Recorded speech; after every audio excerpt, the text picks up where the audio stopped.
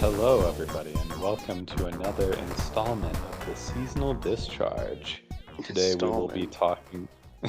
Yes, another installment.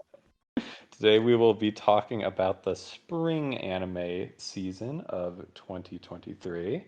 Uh, Today I am joined once again by Tamika Likes to Draw. Hello. I am here and I am queer. Get used to it. Good. And same. So the first show we will be talking about is Jigo Karaku, or Hell's Paradise. Do you want to talk about the plot of this one, or should I? I can introduce this one. This is a half-assed attempt at a summary since I didn't write one down. But the show is about a guy called Gabimaru the Hollow, and he's a guy that wants to die but can't die. But it also turns out the reason why he doesn't die is because he won't let himself die, because he doesn't actually want to die. You're right, that was a And half-assed summary. because he doesn't actually want to die. And the reason why he doesn't want to die is because he wants to get back home to his lovely wife and look after her. And now he has to. Oh, right, he's like a criminal and he was arrested and they're trying to execute him, but they can't because he's Deadpool. Um, Yeah. uh, So this show, I mean, I feel like you're underselling the cool factor here. That like we open the show and they're like talking about the nature of executions, like how like, most executions they like it's really hard to like get through the head in like one swipe, and that there's all this tension and build up, and the mm, executioner goes down with his samurai sword on Gabimaru's neck, and the sword just breaks in half. yeah. And yeah, he's not. And It's then there's like a compilation of like them trying to kill him in multiple ways yeah. and none of them actually working. They're like they try like pulling him in half, and like I think it like They breaks the like horse's tie leg or his something. arms. Yeah, they like tie his arms to like Yeah, two horses running in separate directions and it doesn't work. they try burning him at the stake, and it just doesn't do shit. Yeah. But then there's this one lady that they get who actually is like pretty close to like actually killing him. Yeah, And then he's she like, like wait a actually second. knows her shit. Yeah. And he's like, whoa, hold on a second. This whole time I was like, I want to die, but I actually don't. And Yeah, the crazy part about they're like speculating like, oh, like is this guy like immortal? And like to them it's like, ooh, it's kind of mystical, but actually he's just like a normal person that's that much of a badass that he's like using like the muscles in his neck or yeah, there's something. like a to- scene where they're about to behead him and he like tenses. Like you can see the throbbing arteries in his neck, Yeah. indicating that he's tensing his muscles to not let the blade go through his neck, which was pretty funny, not gonna lie. Yeah, I mean it's very shonen. It's very, very shonen. Hmm. Um, I'm trying to remember the name of I can't remember the the. name of the girl, but oh yeah, quickly just finishing the summary of the plot. Um, so he's like a criminal and he was gotten arrested, and basically they're what do they call him? What are like the shogun? The shogun give him an offer that if he finds like some plant or something that I think actually does grant immortality or something Okay, once on again, this you're island. underselling how crazy the show is. The Shogun brings together all these people who've been condemned to death. This is like after the. That's. I think this is like the second episode. The arc of the first episode is just. The pacing of the show is pretty slow, by the way. The arc of the first episode is just uh, Gabimaru and Yamada. I guess is the name of the girl, Sagiri. Um, she Oh comes God, in. no. Her name is what? Yamada Asaimon Sagiri is her Her full name name. is Yamada Sagiri. Yeah. Anyway, go on. Um, Sorry, I just had some Arrow Manga Sensei Vietnam bro, flashbacks. Because there's bro. Alf Yamada and then there's Izumi Sagiri, so you know. uh, but yeah, she comes in and she kind of starts to understand Gabimaru and like through she decides like I don't like Gabimaru is acting suicidal in the first episode and she comes in and she's like actually I don't think you want to die. I think you want to live because you're not uh hollow, as people call him. They think he's like completely devoid of emotions. I think you actually love your wife quite a bit, and you want to live. And he like finally admits it, and that's like his arc. So, but the reason she came in is she wants to convince him to come to the Shogun because the Shogun is like rounding up all these people that are being condemned to die, and he's like, so guys, we found the afterlife. The afterlife is like a real place that exists on Earth, and we believe that there is a fruit that will grant immortality somewhere in the afterlife. The people, like everyone that came back from the afterlife, except this one guy is dead, and this one guy is like completely fucked up. He's got like flowers growing out of his He face. looks like a fucking zombie from Last of Us. Because they also become zombies because of flowers and shit. I really don't like the plant like flowers growing out of people. There's something just really disturbing about that to me. I don't like it. I guess that means that the artists succeeded in making it very unsettling and creepy. Yeah. It's interesting because like we can tell really summarize like a good to get a good idea of what the show is about. I feel like we'd have to cover like most of the first season because the pacing of the show is so slow. Yeah, I've only seen the first 3 episodes. It tends to be like every episode will be like some good character development. There'll be like a whole character arc in every episode, and like a teensy bit of plot will happen. Mm-hmm. Like where I am, it only just feels like the plot, like the ball is starting to get rolling, and we're starting to pick up some momentum and have some You said stuff that about a happening. few episodes, though. Yeah, but this episode, it feels like for realsies. For real this time. Yeah, for real this time. Yeah. And then, of course, I have to mention.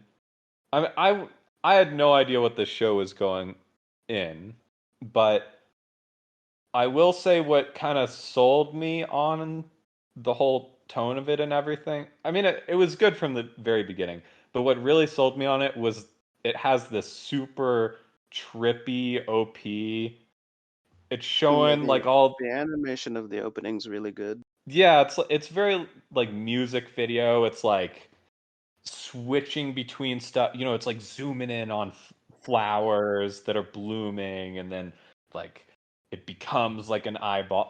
It's like that kind of thing, you know. Mm-hmm. And I do really like it. It's quite good. Actually, one of many really good OPs this season. Yeah.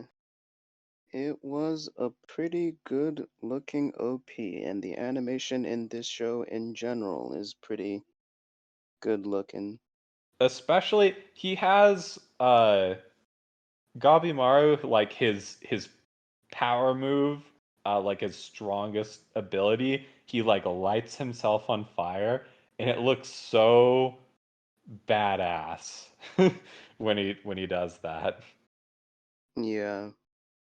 Also, I'm just saying, getting into watching this show was like a bit of a trip for me because I've been watching a lot of Bleach lately, and every time I hear them call him Gabimaru the Hollow, I not only think of hollows from Bleach, but then I also think of Zamimaru.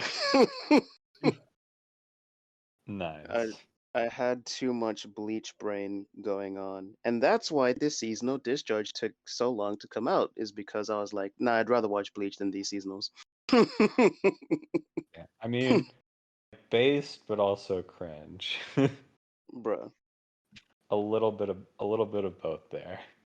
This show, I guess what I'd say about it is it's definitely very well made, but Mm-hmm. if you're someone who wants a lot of uh, plot to be happening, don't watch Mm-hmm. this because Yeah. there's, I mean, it's a lot of character development, and if you're into that, if you like slice of life, coming of age stories, not that this is anything like that, but Mm-hmm. it's got that same kind of feel that it's like, why is nothing happening? I like that sometimes. I like the personal character based, you know? It kind of reminds me of like this other show that we in this server can't stop talking about, you know, where it's entirely character focused and the plot moves pretty slowly. I'm of course Wait, talking what? about Evangelion, but Oh, uh, well, that now you're making me like it less. bro. Also, I was gonna say, if I was one of the people in this world and I found out that there's a fucking elixir of life, uh, I would probably take that shit for myself and not give it to the Shogun if it makes me literally immortal. All right, I forgot though that I'm not sure we even said, but the point is that the like whoever gets uh the Yeah, elixir whoever and brings gets it the back to the elixir gets Shogun. let's go. They get a pardon. Yeah. So the main character wants to get the elixir so that he can be let go and so that because he wants to see his wife, so he can be let go and he can go to where his wife is. Because like he was, I think he was like kidnapped from his parents as a baby. Like the person who raised him and his wife kidnapped him as a baby and raised him, and that's like how he became like this strong warrior or whatever. He was And like raised to be a shinobi, he was so also he is like an assassin from birth. he was also selected by the guy to be the guard of his wife and marry her. And the reason, like, I think him and his wife like ran away or something because they like tried to kill him because he was like, she's too dangerous to be, no, I'm too dangerous to be around No, no, her or no. something. What? No, you're. What happened is he decided he didn't want to kill anymore because his wife was saying, like killing is wrong, Oh yeah, and killing is he wrong. realized Yeah, it was like taking a toll on her or whatever. She didn't like it. So, yeah, but when he did that, the head of the village was pissed and ordered him. They stabbed him in the back on like his last mission or whatever, and that's how he got arrested. But yeah. presumably they intended for him to just die. I think she got away though, right? No, I mean I think she's still just in the village. I don't think he had her killed or anything. Oh, yeah. Yeah, Which actually but reminds me of one of my favorite scenes in the show with the directing when he's about to kill that guy and he's having an internal struggle. 'Cause like I'm assuming that's her dad or something. Like that old man has like a different like philosophy about like, oh man, you have to kill or whatever. You have to have no emotions, etc., to live in this world. And the daughter has like a totally different philosophy that's opposed. And I like the way when Gabimaru is about to kill that guy. I like how they have him and her as like no, first it's like a figure of him like this dark shadowy figure hovering over his shoulder when he's about to kill La, that executioner girl. Um, Yeah. and then like the image of his wife that's like all light and bright and colorful is like slowly fading in when he's like hesitating and like thinking about how he's not that person anymore because he's hesitating because that's how his wife was. And then like the it's sort of like a devil and angel shoulder thing, and it looks really cool, and I like it. It is very it's a very decent way of visually representing the internal conflict within him. I think it's cool. The direction in the show is pretty good. I Yeah. think my favorite thing is in the OP when you see the wife and like the billion doors close in front of her. That's really Hmm. cool. Yeah.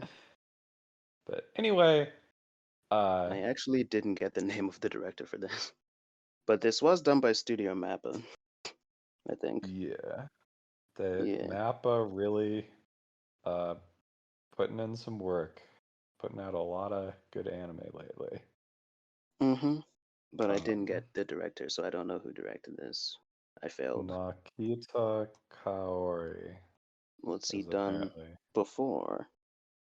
Attack on Titan the final season. That's something. Oh, so he has a few credits to his name. Yeah, I don't know most of these shows. Hmm. Oh, Yuri on Ice. That's a iconic one. Nice. So he's got a few things on his belt there, and it shows here. I think we're getting a little too in the weeds, but anyway, the point is basically the formula kind of is they introduce a new character and we kind of learn about their circumstances and what led to them getting arrested and why they want a pardon and stuff. And they also Mm-hmm. kind of delve into the psychology of the executioners who also have to accompany them on the island, which seems a little unfair and kind of I think defeats it's to the make sure purpose. that they don't run away and also kill them if they try to run away. Yeah, but it just feels like it kind of defeats the point of sending the prisoners to do it if you're sending perfectly good civil servants with them. Yeah. Like, isn't the whole point that they're disposable? But I don't, whatever. It doesn't Yeah. matter. I'd give this like a 7. Personally, I'm not super into that kind of character focused plot light writing. So for me to keep up with this one, I feel like I would need a little bit more than what we've gotten so far. But I do like it. It is interesting. It's actually funny that you mentioned the character thing. I was going through my notes and I just remembered something that I found somewhat amusing about this, which is the fact that it seemed at first like the girl's character arc. So basically like there was this red-haired guy who was like, "Oh man, you shouldn't be so hesitant when you execute because if you do it like if you cut their head off like real slow, it'll make it more painful for them, so you have to be quick and painless about it." But the thing is, despite the fact that she is an executioner, she doesn't, she's not like the biggest fan of killing people, I guess. So I was sitting there thinking, like, oh my God, is the plot the fact that is her character arc literally that she's not a sociopath and that she actually feels something when she kills people? But then her arc kind of like ends in a way where it's like, well, there isn't necessarily anything wrong with feeling that way, with feeling Yeah, cold. the whole point was she realized that that's like a facade because Gabi Maru is great, much better at killing people than her, and she kind of just assumed he was like that, but then she was like, "Oh no, actually he has feelings and he also hates killing. He just knows he has to do it, so he doesn't hesitate." And I like that. And speaking of that red-haired guy, I really thought that guy was gonna become a main character because he seemed sort of like, I don't know if I'd say mentor, but he seemed like he would be a prominent character. And then he just gets fucking killed. And I was like, he gets killed by a giant guy. Spoilers. And I was just like, wait, what? I thought it was gonna be like, A lot of people die in this show. They kill off characters left and right. yeah, this show is But pretty violent. yeah, I like the character designs. I hope that Bakugo looking ass. There's a guy in this show who literally looks like Bakugo, and I hope he does too, just because he looks like Bakugo. What did you actually think of the show though? Did you like it? I thought it was fine. Uh, I'd have to watch a few more episodes, I guess, because like you said, it does move kind of slow. Um, but yeah, no, from what I've seen so far, it was fine, but I'd have to see a little bit more to really have like a definitive opinion on it. See, whenever we do these seasonal discharges, I like to watch at least 3 or 4 episodes of any given show because I feel like I have a general idea of how I'm gonna feel about it if I watch at least that many episodes. But if it's a show that's moving like kind of slow, then I might need to see a few more episodes. But I thought it was fine. I liked it. All right. Yeah, I Yeah, kind of feel the same way. It was all right.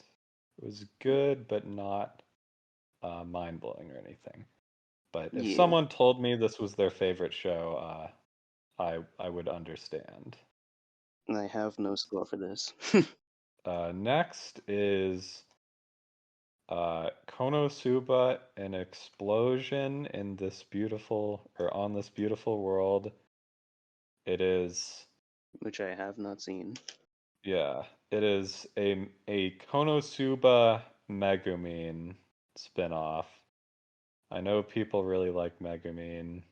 Yeah, she's the most popular character in in the original series, so I guess them making a spin-off about her was kind of bound to happen. Yeah. Uh, I'm gonna keep it fairly brief on this one. It's a prequel, right? I Yeah, it's a prequel. So we Yeah. kind of learn in the Konosuba movie about Megumin's background in her hometown. She like went to magic school and stuff to with her race of people that are all cool wizards. And that's what this show is about. This is about when she was going to school. We see like how she meets what's her face? Union. And honestly, it's like I mean, it's funny. It's got that Konosuba sense of humor, but it also you can just so tell that it's a spinoff. It's it's got that classic spinoff problem of taking a bunch of characters that clearly were not designed to be anything more than background characters and trying to make them into the main cast of a show.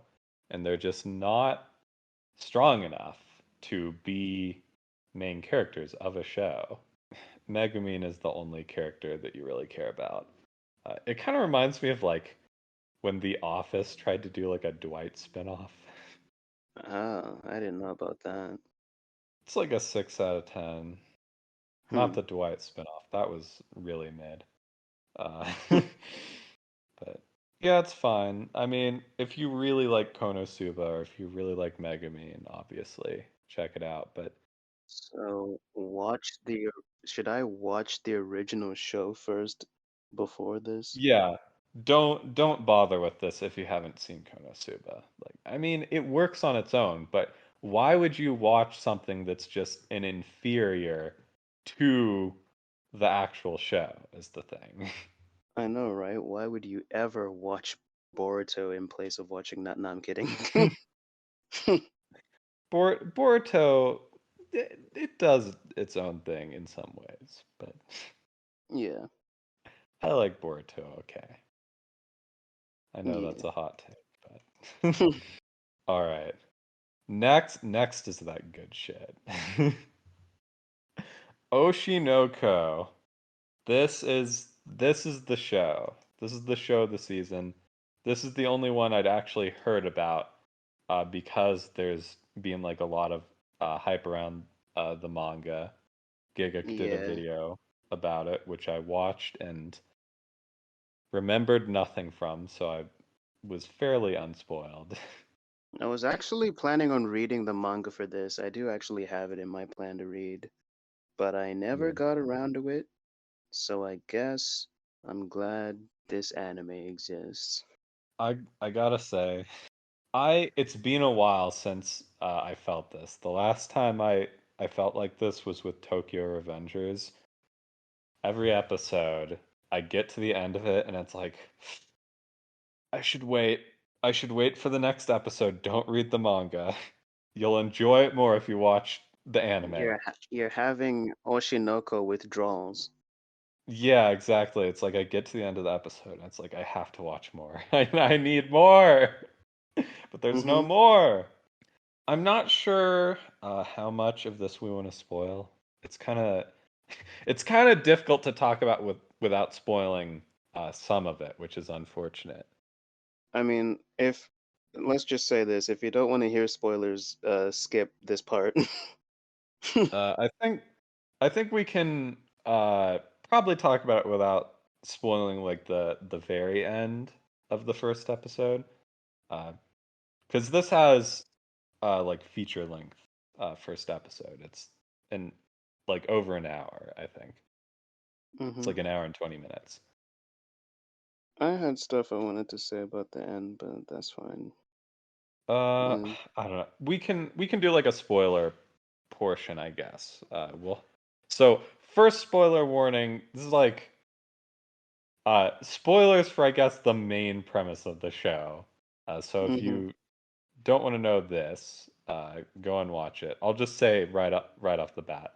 Personally, I thought this show was really good. I give it like probably like a strong 8 from what I've seen of it. The the big conceit of the show is that it's a reincarnation show. Mm-hmm. The main character of this is this kind of weird deadpan type character doctor, and he is a huge fan of this idol named I, and he Mm-hmm. he picked up his love of I from a cancer patient he had who was like this 12-year-old who also really loved her, and he was like good friends with this girl until she died.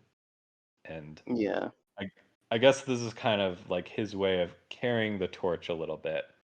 That in her stead, he's become a super fan of I. Yeah. And then not too long after that, it turns out that I herself is pregnant, and he's the one that's gonna be delivering the babu. Uh, Yeah, she yeah, shows up to the hospital pregnant, and he's like, "Oh shit!" yeah, he's And like really surprised. And to then his when credit, he plays it pretty cool. yeah, He's a level and headed then kid. when he's like outside the hospital, he meets a guy who's looking for I, and he's like, "Oh shit, that guy's probably a stalker. I should like do something about this guy." Uh, so then he like follows him or something, and then he gets attacked and he like falls off a cliff He and he confronts the dies. stalker, and the stalker is like, "Fuck you! I know that I is pregnant, and you're her doctor." And Yeah, yeah, he pushes him off the fucking cliff, and he dies. yeah, he just straight up dies. Roll credits. It's Yeah. over.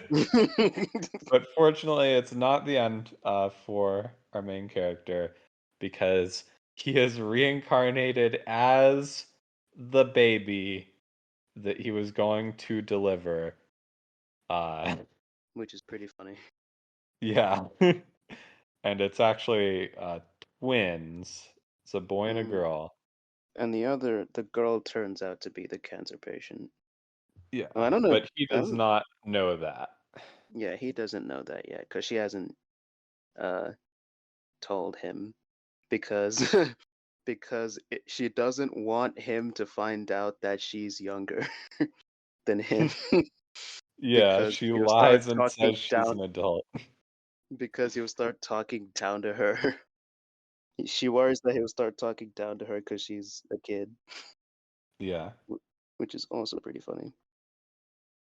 Um it is kind of weird to me that like really they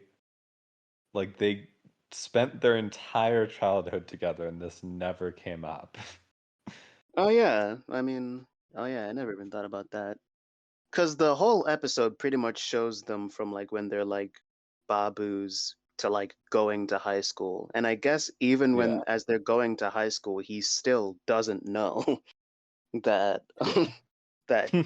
his sister is the cancer patient that died. Um, Yeah. I mean, spoilers, but he still doesn't know where we are in the show and it doesn't does seem like he's going to does find out. she know that he's her doctor? No.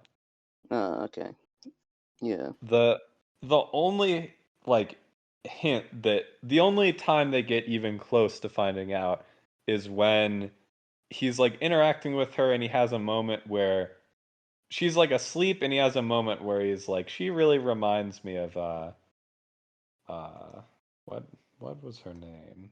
The one with the cancer patient. She really reminds me Yeah. of that girl. And Mm-hmm.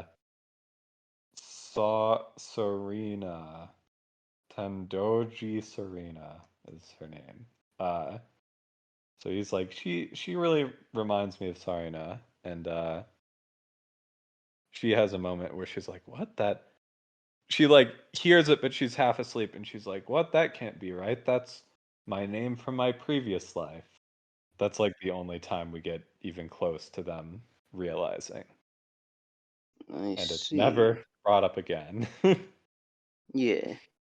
So, but yeah, they're kind of like uh encouraging. They're like trying to get I to pop off and be more popular because they're both rooting for her. But what the Yeah. show is really about is uh like showbiz because they both want to get into showbiz. Uh Yeah.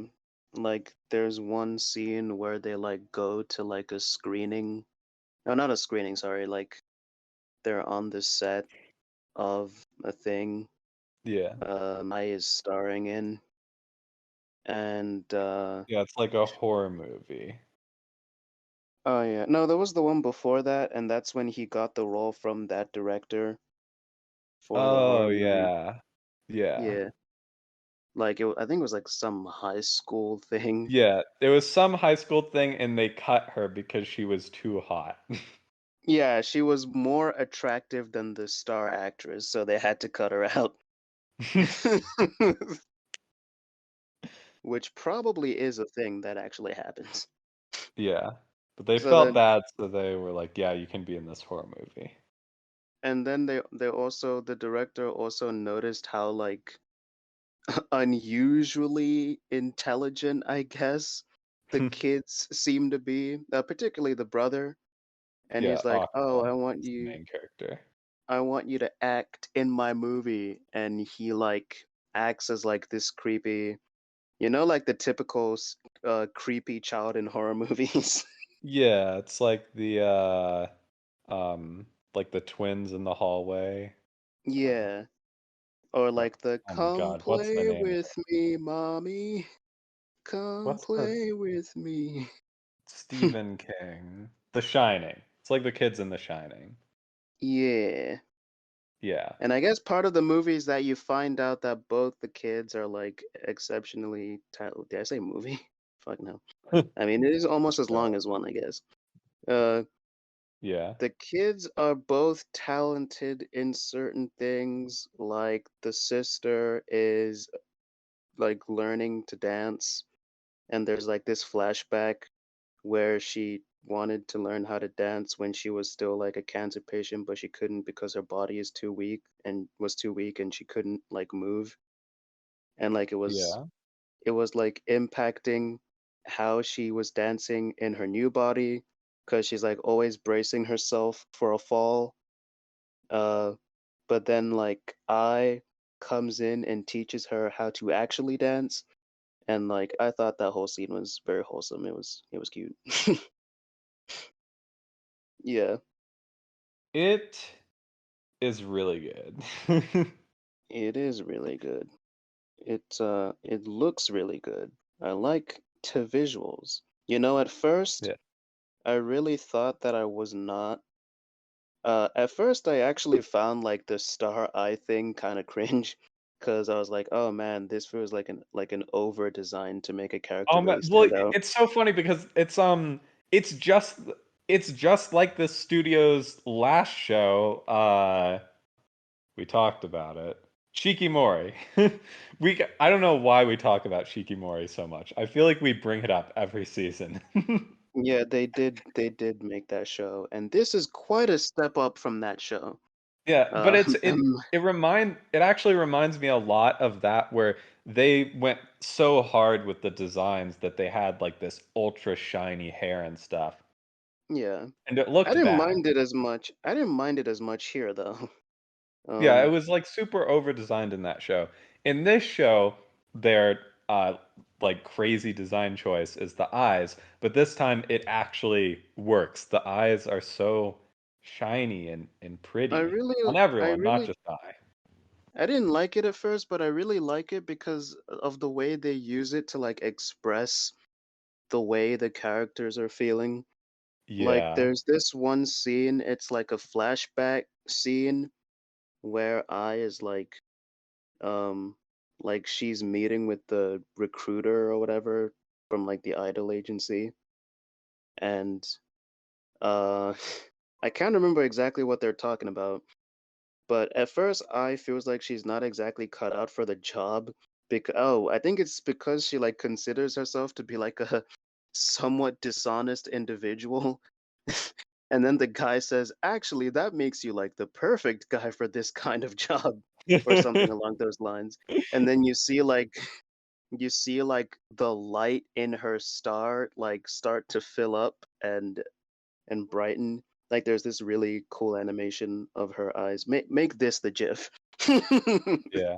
uh, and it's like this cool uh light of her. It's yeah, it looks really cool. And then there's like at the end with the main guy. Yeah, Wait, what's his name? when he's acting edgy, the star in his eye like turns black and it looks so fucking cool. Yeah, it is. He's like a very edgy boy It sometimes. it is a very good way of communicating, or like a very creative way of communicating what the characters are feeling, and I like Yeah. it. I mean, it feels very like DeviantArt Tumblr core character design wise. But I mean, I love it. It's great. I love that kind of thing. It also looks like Mangekyo Sharingan. Yeah.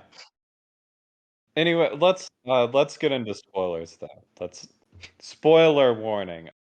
But yeah. Oh, I guess going back to the plot, um, so I guess it turns out that like obviously I is no longer. Well, I guess this is jumping the gun really far ahead, but I is no longer with the father of these two kids, and Yeah. yeah. So they were So she was planning on meeting him so that he could get to see the kids or something. And when that stalker showed up at the door of her house, the first thing he says is, "How's the kids?" So I fully just thought that that was the dad. Uh, I was so taken back by him just suddenly stabbing her, and I was like, "Wait, what?" Because I thought that was the father.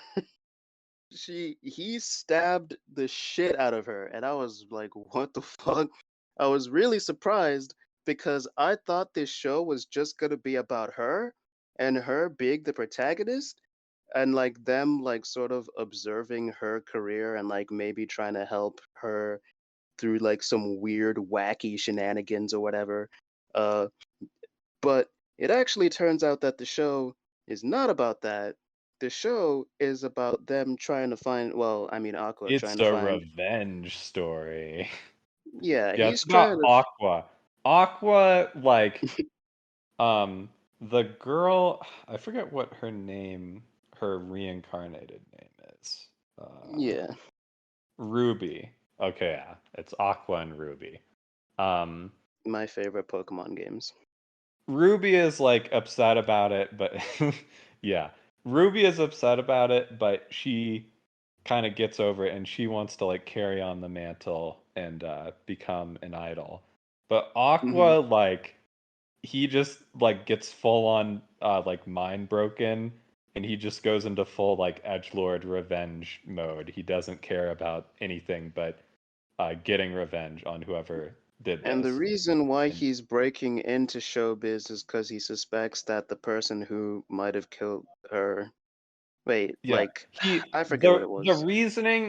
the reasoning is that they knew that no one, like, where they were was a closely guarded secret, and Hmm. somehow this stalker knew where they were and came and killed I, even after it had been years since the stalker knew about it.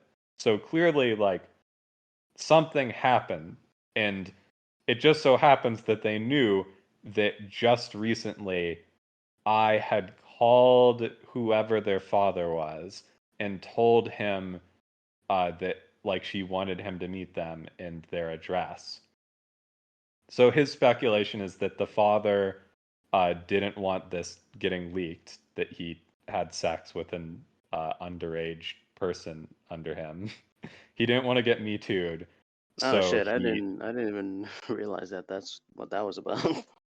yeah, I assume that's why he did it. So Hmm. he uh, leaked it to the stalker so the stalker would kill her. Yeah, he's like going, he assumes that he's in the industry somewhere.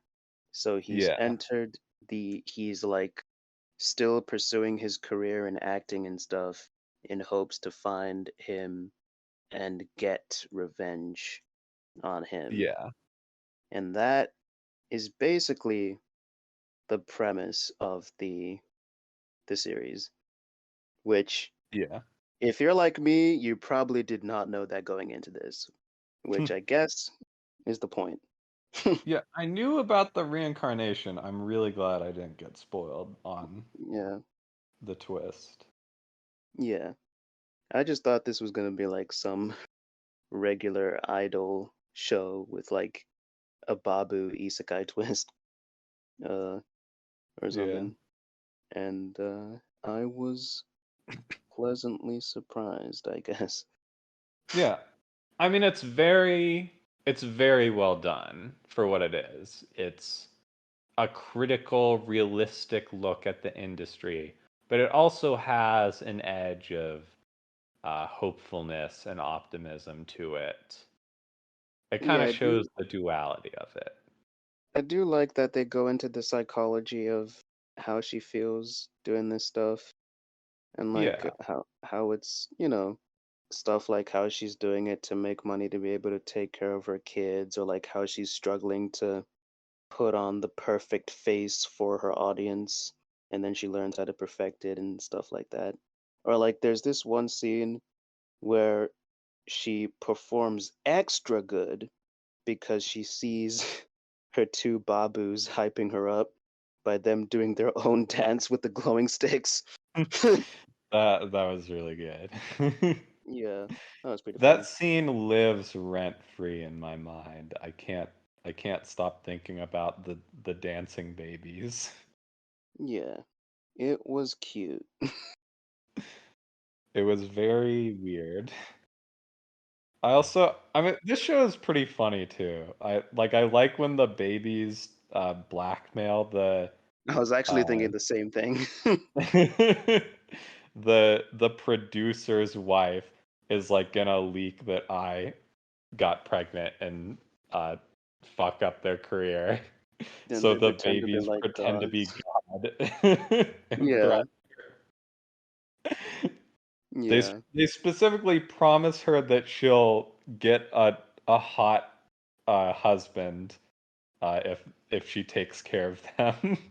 That was pretty funny. Yeah. I like her though. She's one of the better characters, I think. She grows to love them. And that is good. Yeah. Well, that's all I have to say about that. Yeah. I think it's like this is a show that like every episode has such a good hook at the end. It leaves you craving more every time. And I love it. Also, another excellent OP, by the way. It's like pop, like I assume J-pop. It's like pop music, but then it's also like intertwined with this like uh epic like operatic orchestra of singing. So it kind of like suits the duality of like it's like a show about idols, but then it's also a revenge story. Yeah. Edgy. Also, I'm just looking at my notes and I wrote down, imagine if I herself ended up getting reincarnated as a baby. And it just reminded me of this really like questionable fan art where I was reborn as a baby, but she was born as a baby of the twins. Nice. The internet is a wonderful place. I love the internet. It's great. That that is two piece levels of cursed, and I love it. Yeah, I'd give it a strong 8. Great Yeah. show. I cannot wait for more. I love his big brain 4D chess. He like Aqua like he like plays like the 4D chess to You're like saying he's light. I mean he is kind of like light. He's kind of like light in that he's like playing these big brain games to like try and make like every production he's on a success. And ultimately, even though he's an edgy boy, I think everyone touched by him is better for it ultimately. Hmm. So that's nice. Anyway, yeah, I think that's all I have to say about Oshinoko. I mean, definitely go watch it. Next is Mashle, another show I fucking love. Yeah, I love Mashle so much. it is a pretty good show. it needs no introduction. It's just that I recommended the show to my brother and sister-in-law, and the way I described it to them was it's like Harry Potter, but instead of being a wizard, the main character is just really buff. I think it's kind of interesting because the show kind of gives me like a what if we made Naruto but Rock Lee was the protagonist type vibes. But like Kinda. instead of Rock Lee focusing entirely on on taijutsu, since he has to present the illusion that he's using actual ninjutsu, he finds all these weird and wacky ways to make it seem like he's using magic to get Yeah. through these scenarios, which I find pretty Yeah, cool. that's basically the reoccurring gag of this show because it is a comedy. That it's Hmm.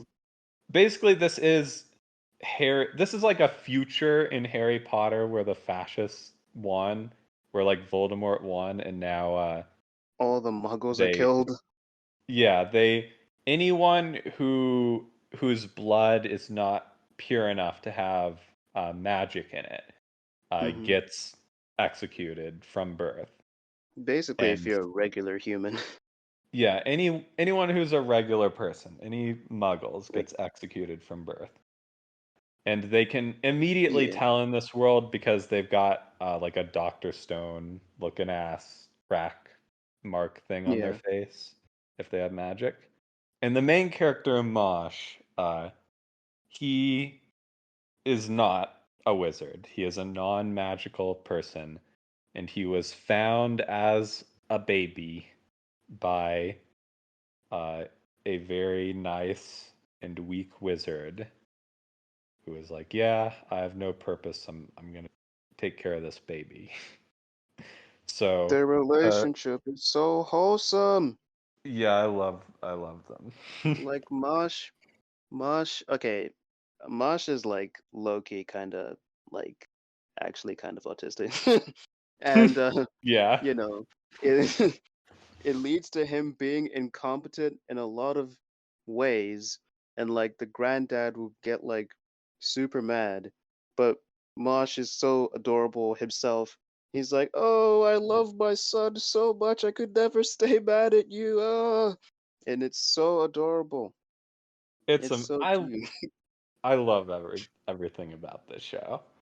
But Yeah. so his adopted father, they like live out in the woods, and he decided like we need to make sure that Mosh can defend himself. So I'm going to make Mosh do lots of strength training to be Hmm. physically fit. But it worked a little too well, and Mosh is like Actually he's like overpowered. he's like Saitama levels of strong, basically. he Yeah. Now that I think about it, he is just basically like Saitama in I terms of did strength. I did make that comparison, yeah. This show does have some One Punch Man-esque vibes a little bit with Yeah. how the main We see where our introduction to Mosh is you see him lifting this like massive barbell. Yeah, you Uh just hear like this woo woo woo woo woo woo woo woo woo woo woo woo, and it's him like lifting it really fast. it's incredible. Yeah.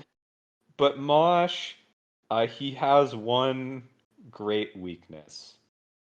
The the father says don't go into town because he wants to protect him. But Mosh has one great weakness. He loves cream puffs. So he ignores his father's instructions and he goes into town and he buys some cream puffs. But obviously, he does not have a mark, so everyone sees it. And they're like, what the fuck? And the Gestapo come up and are like, hey, The buddy, cops like, get called in it. yeah, I forget what they're called, but yeah, Yeah. they're the Gestapo of this world. Uh, they come up to Mosh and they're like, "Hey, buddy, what's the deal?" And Mosh just completely bodies them, and he Yeah. goes back to their house. But But they were then followed. they call in reinforcements, and like the much like higher profile dude comes in, and he tries to stop. He like takes the grandpa hostage, and Mosh comes in and he's like, what are you doing?"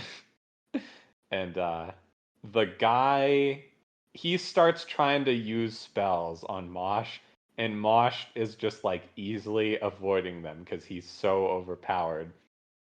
And the dude, he's like, okay, I'm gonna use this spell that like I literally took down a dragon with this.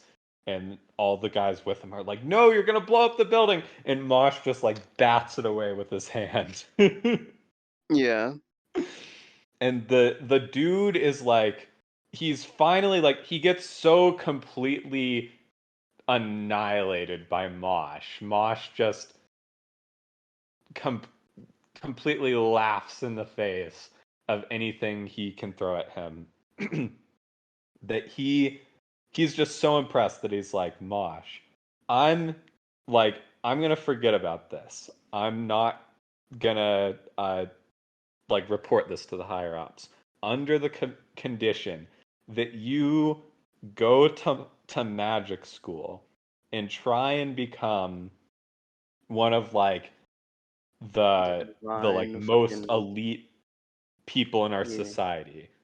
It's like it seems like it's like borderline religious that they're like basically like saints or something. Mm-hmm. And he's like, if you do that, like it doesn't matter if you're not magical. Like they can't question your authority at that point, and you can change things. You can change society for the better that way. Uh, Yeah. so Mosh is like, yeah, okay. Mosh is very deadpan. He doesn't seem to give He a fuck doesn't about any of it. emote very often. Yeah. Yeah. um, But he definitely feels, even if it's not visible. I mean, he definitely doesn't give a fuck about a lot of what's happening. Mm-hmm. Um, He just wants to live in peace with his grandpa. yeah, he is a And very good boy. so he will do what it takes to build that life for himself. And that means going to this school and rising through the ranks. And Yeah, the school is this is like the closest. This is truly like anime Harry Potter. it literally is. I mean, the headmaster literally looks like Dumbledore. The headmaster is just Dumbledore. Yeah, it's literally He's just just him. anime Dumbledore. Yeah. It's I wouldn't call it a Harry Potter clone. It's more like a Harry Potter parody because it is Hmm. like Little Witch Academia is a Harry Potter clone. This show is like it's 1-to-1. Like they've got a Sorting Hat equivalent. They've got houses. They've got Quidditch. They've got Dumbledore. Yeah, I was gonna say at the end of the third episode, you literally see, like, I haven't seen it, but like, they're talking about this game that involves riding on a broom, and the main character is like, I don't know how to ride a broom. Uh, and then they finally cut to the end, and I'm like, wait, this is actually literally just Quidditch. Like you're Yeah. flying around on your broom and you have to score it in the goal. It's literally just... So that was Well, the they moment when I was it's a like, little bit simplified. that They was the don't have moment when I the was like, golden snitch. oh yeah. But yeah, that was when I was like, Harry Potter was the blueprint. Yeah. But it's definitely not a clone. It's definitely it Mhm, knows what it is. It is a parody of Harry mhm, Potter. Uh I love it so much cuz like we said the main gag of this show is that uh it's a test or whatever and they have to be doing some magical thing and yeah. everyone uses magic and Mosh looks at it uh and it's like, oh no, how's he gonna do that? It's And he, magic. And Mosh just easily does it by being buff. yeah, like there's this one scene. This wasn't like part of the test, but there's this one scene where he has to race this guy on a broom, and he just like he mercenary tows that shit. He just throws it, and then he and then he rides it, and he wins the race. Like that's the thing that I really like about this show, because I was like, I really hope I they don't do like that thing that one show that people really like did, where it's not about him finding cool and innovative ways for him to deal with the problems, but instead he's just given a power up. Uh, Yeah. because I know people were expecting that one show. Some people, not all people. Some people were expecting that one show to be like that, and it What show wasn't. are you thinking of? I'm talking about My Hero Academia. Some Oh, people really yeah, wanted. yeah. I guess it is kind of like people's complaint about My Hero. Yeah, so Yeah, you're right. if you didn't like Deku being given that power by All Might, in My Hero Academia, this is the show that you're looking for, because Mosh is basically like a quirkless person in a quirk world, having to think of these ingenious ways to get through these scenarios designed specifically for people with quirks, or I guess I should say magic. But Yeah. yeah. But what I really love about it is how Mosh, his very existence is like a total refutation of the society. Mm-hmm. Like every time he does this, their whole society is built around killing people like Mosh because they think that, the end all be all is magical ability. But Mm-hmm. Mosh, he says something in the second episode that I really liked. When he first enters the Hogwarts clone, he sees people doing all kinds of crazy stuff with magic, and to us, we see it and it's like, oh, whoa, that's so cool. But Mosh sees it, and his first thought is, man, all these people doing things with magic that they could just do with their hands. Yeah. And it's so true because it's the same way in Harry Potter that like 90% of the stuff they do with magic, they could just do with technology or with their hands. So Who needs Expelliarmus when you have a gun?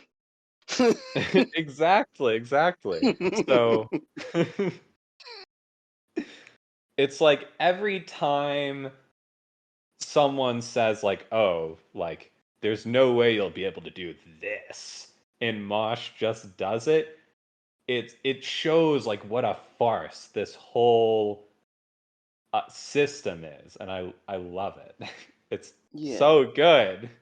Yeah, I was actually wondering about um like how far this show would go into like addressing the way the current society, like the society and it functions. But then I was like, I should probably not think too deep about it because it does seem like a comedy show. But then it actually does seem like that is a part of it, and Yeah, they do kind of. I mean, it's not like super in depth or anything, yeah, but we do get details about how it all works as it goes on. yeah. I was And like, oh, oh, by the way, you said that Mosh reminds you a little bit of Mob mm-hmm, from Mob Psycho, and obviously there's the visual similarities because they both have a bowl cut and they're deadpan characters. yeah, But I was thinking about that, and he even it's even kind of a similar gimmick that's kind of what Mob does. That Mob comes to these other psychics who are so self-serious and they wear these anime costumes and stuff. And then Mob just completely bodies them. And in the face of Mob's absolute power, they realize how insignificant and not special they are. They think they're so special because of this one trait they have, when in reality they're not really that different from anyone else. So I think it's just a kind of similar idea. And obviously, I mean, Mob Psycho is my favorite anime of all time. So obviously, I'm gonna love it when they do it here. yeah. That makes a lot of sense. Just want to see if I have anything else left in my notes. I wrote down that I like the soundtrack. I like the opening, especially the ending of the opening. Oh, I said in my notes that the animation is fluid, and hmm yeah, the animation in this show is like crazy fluid. It's really good. Do you want to know what studio did this? Who? It was Studio A1. We did it, boys. What? A1 made something that looks good. I mean, I've always That's been like a crazy. semi defender of A1, But when I saw that this was made by A1, I was genuinely like, the fuck? Yeah, Yeah. this was made by A1, which is very interesting because it doesn't look like how A1 shows typically look, you know. A lot of them have that SAO type style, you know. Mhm. And there's a few well animated A1 shows, but they're kind of like a meme uh in the AniTube space, you could say. So whenever they put out something that looks this good, it's genuinely like, oh wow. Wait, And it was making? directed by a guy called Tomoyo Tanaka, who worked on another show that we watched in one of these seasonal discharge thingies, Engage Kiss. He worked on that. Oh. Well, Yeah, Engage Kiss did look good. It yeah. was boring, but it was definitely very well animated, so And he also did some pretty good. work on Hunter x Hunter as an episode director, Hmm. and Nice. Sword Art Online itself too. So there is Oh that. no. Well, they can't all be winners. I think that was a liticization though, which this guy seems pretty good. So, Hmm. and Eliticization was one of the better looking seasons of Sword Art Online, from what I've seen. I just want to say I wrote this down kind of as a joke, but this show seems like one of those shows where we were talking about this the other day. Like I was saying before that I don't expect this show to go like super super in depth with the whole thing about like humans or like the fact that a lot of the people in this society are like assholes. It does go into a little bit when it's like significant to the plot, like Mm-hmm. the cop who's responsible for like Mosh getting into this situation. Uh the guy who's responsible for Mosh getting into this situation is unquestionably a dirty cop, and all the cops are also pretty. Like the cop that Mosh fought that got him into this mess in the first place was like a drunk cop who was drinking on the job. So like there's like Yeah. all these sort of subtle things about how this society, yeah, it's pretty fucked up. It's pretty fucked up.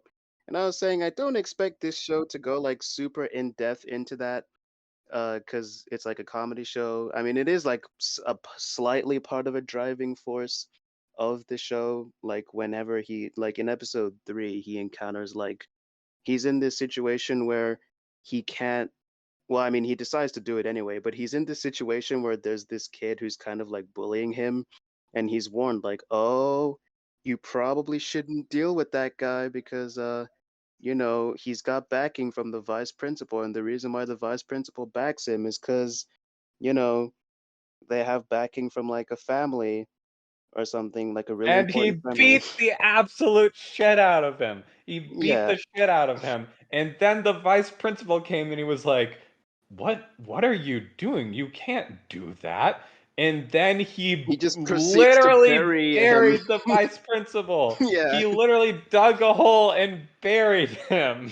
and then he was like, "You can send me to prison. You could saw all my limbs off, even if I have to crawl over to you. Uh, I will still bury you." I was like, that was so badass. Yeah. And it also reminded me, like, that whole scenario really reminded me a lot of, like, when Luffy punched the shit out of that celestial dragon. It was very reminiscent of that. Mosh don't take shit from anyone. He Yeah. is such he is the ultimate Giga Chat. Oh my god. That just reminded me of a moment in the last episode I watched. Oh, I want to talk about it, but I don't want to spoil it. I'm just saying, though, I guess I was making a very long-winded way of saying this feels like another one of those shows where if you talked about some of the things that are so obviously happening in this show, some people would be like, quit making it political. Yeah. But yeah, but all this to And say, I like the show. It's pretty good. yeah. Speaking of the politics of it, Hmm. something I will say is that I was thinking about it the other day, and in comparison to Harry Potter again, and you know, Oh yeah, Harry weren't you saying Potter. something like now we actually have an alternative that people can watch to not be transphobic? Yeah, well, I didn't say that, but No, I'm like misremembering, but yeah. yeah, I definitely didn't say that for the record. It You was can something watch along the you can lines of watch if Harry you're Potter if you someone want. if you're gonna be that guy who says if you watch Harry Potter you can watch an alternative and then you recommend something that's nothing like it. Uh but then Yeah, this is a exactly. show that actually is like it, kind of. Yeah, I'm just saying like when people say like, "Oh, read Terry Pratchett instead," or read Hmm.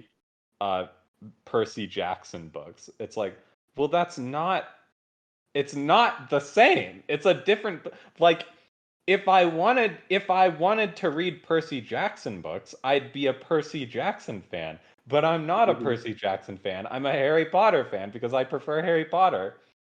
But Hmm. And now there's an alternative that you can consume without the shame. No, I'm yeah, kidding. exactly. No, that is kind of what I was saying. But no, I mean, like, no, I can watch Harry Potter without shame, but it definitely is like a dark shadow over it that J.K. Rowling sucks so Yeah, bad. Arlon's been making me watch that movie, and I've been like, oh my God, I'm betraying all of my fellow. No, I'm kidding.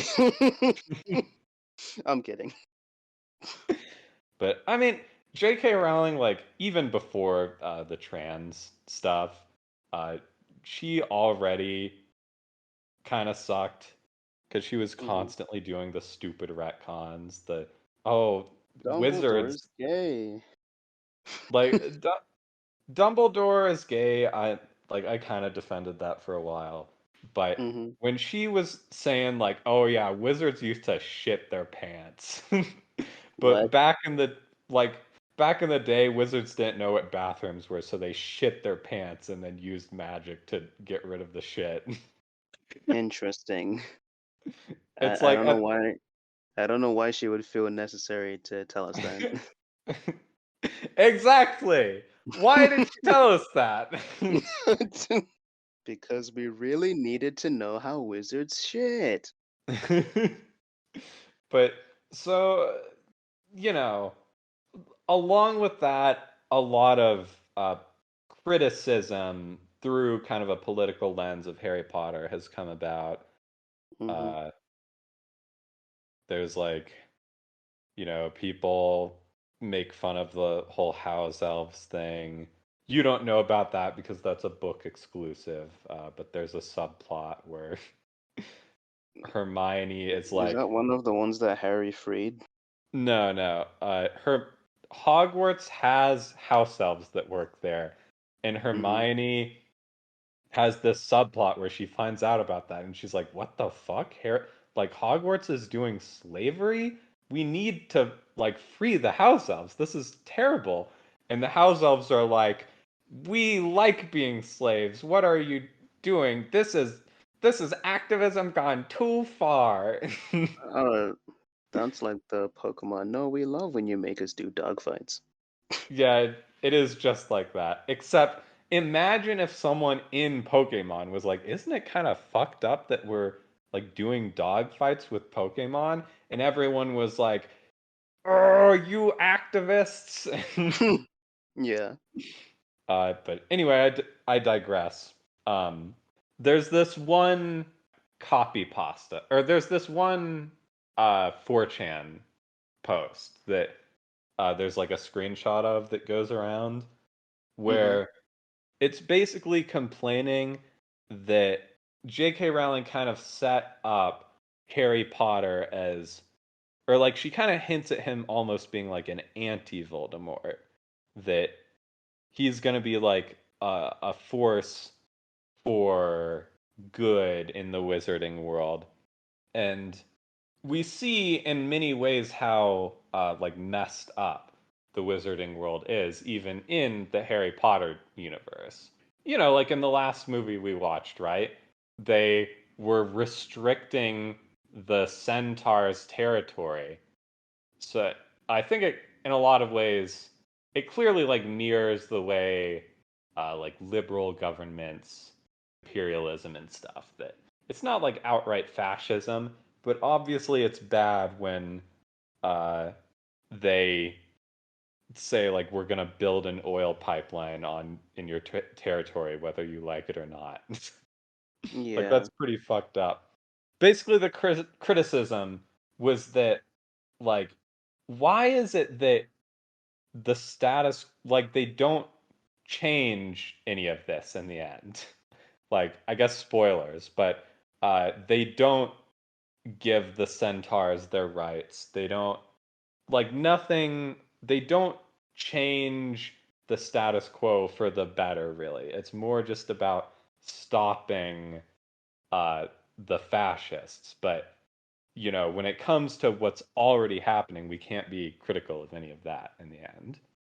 Mm-hmm.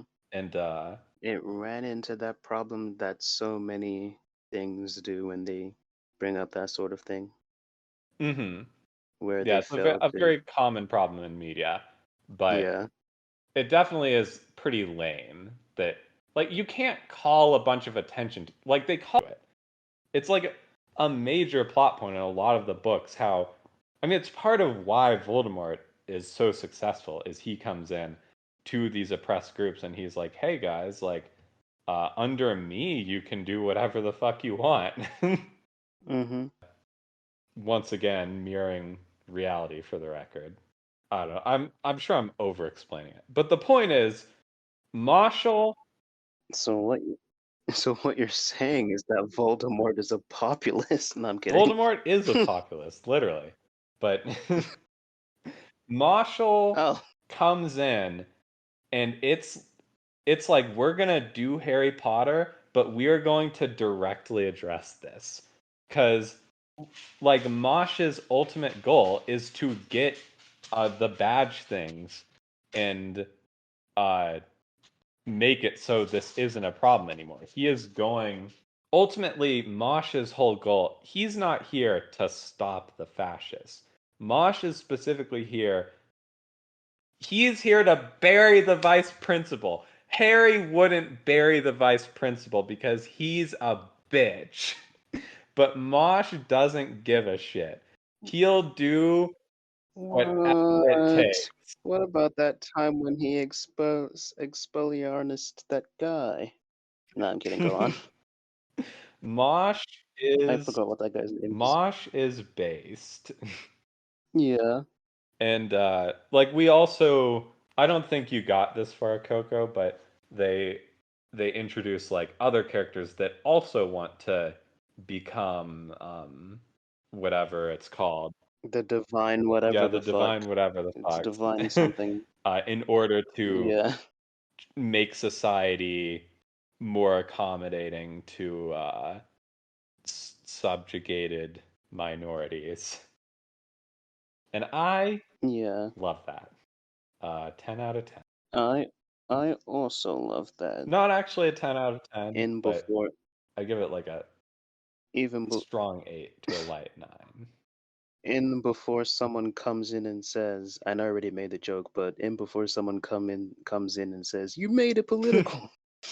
That would be crazy if someone tried to say that about. I'm sure there's someone out there who's like I'm just watching a funny anime. What are you talking about? Politics. This isn't political. It's just a funny wizard show. Yeah. Like it would be insane, but knowing the level of media literacy some people have, I'm sure it'll happen. Yeah, that whole One Piece discourse was enough to reveal that anyway. Yeah. Yeah, great show. Next is The last show I have in my notes is Mahou Shoujo. That's the last show I next watched. show is I got a cheat skill in another world and became unrivaled in the real world too. I wanted to briefly talk about this isekai because um, it's really bad. But the way it's bad, I found really interesting. Be- Is this the fucking Mushoku Tensei-esque one? Yes, this is the main character. I mean, it's nothing like Mushoku Tensei, but the main character is a big old fat boy. He's a bit of an ugly bastard. Oh, is this the one where you showed me that picture and Yes. it looked like they photoshopped like this skinny face on top of the fat face? Yes. This is that show. It's like it's Uh, so on the nose that it's going through this guy's life. He's like fat and everyone's like, "Oh, you're so ugly. We hate you." We don't like mm-hmm. ugly fatties like you. And he's got everyone at school bullies him, just like strangers in the street see him and they're like, "Ugh, he's ugly." And then one day You gotta lay it on yeah, thick. they're laying it on super thick. And then one day he sees a girl getting like attacked by two guys. And he comes in and he's like, "You, that is wrong. You can't harass women." And then he gets the shit beaten out of him or whatever. But he saves the girl from getting harassed. And she's like, "Oh." She's like totally like immediately smitten with him, but he runs off before she can get his name. Then we kind of get like flashbacks to like his backstory that like even his parents are like, "Oh, you're so fat and ugly. We hate you. We wish you weren't our son." uh, Bruh.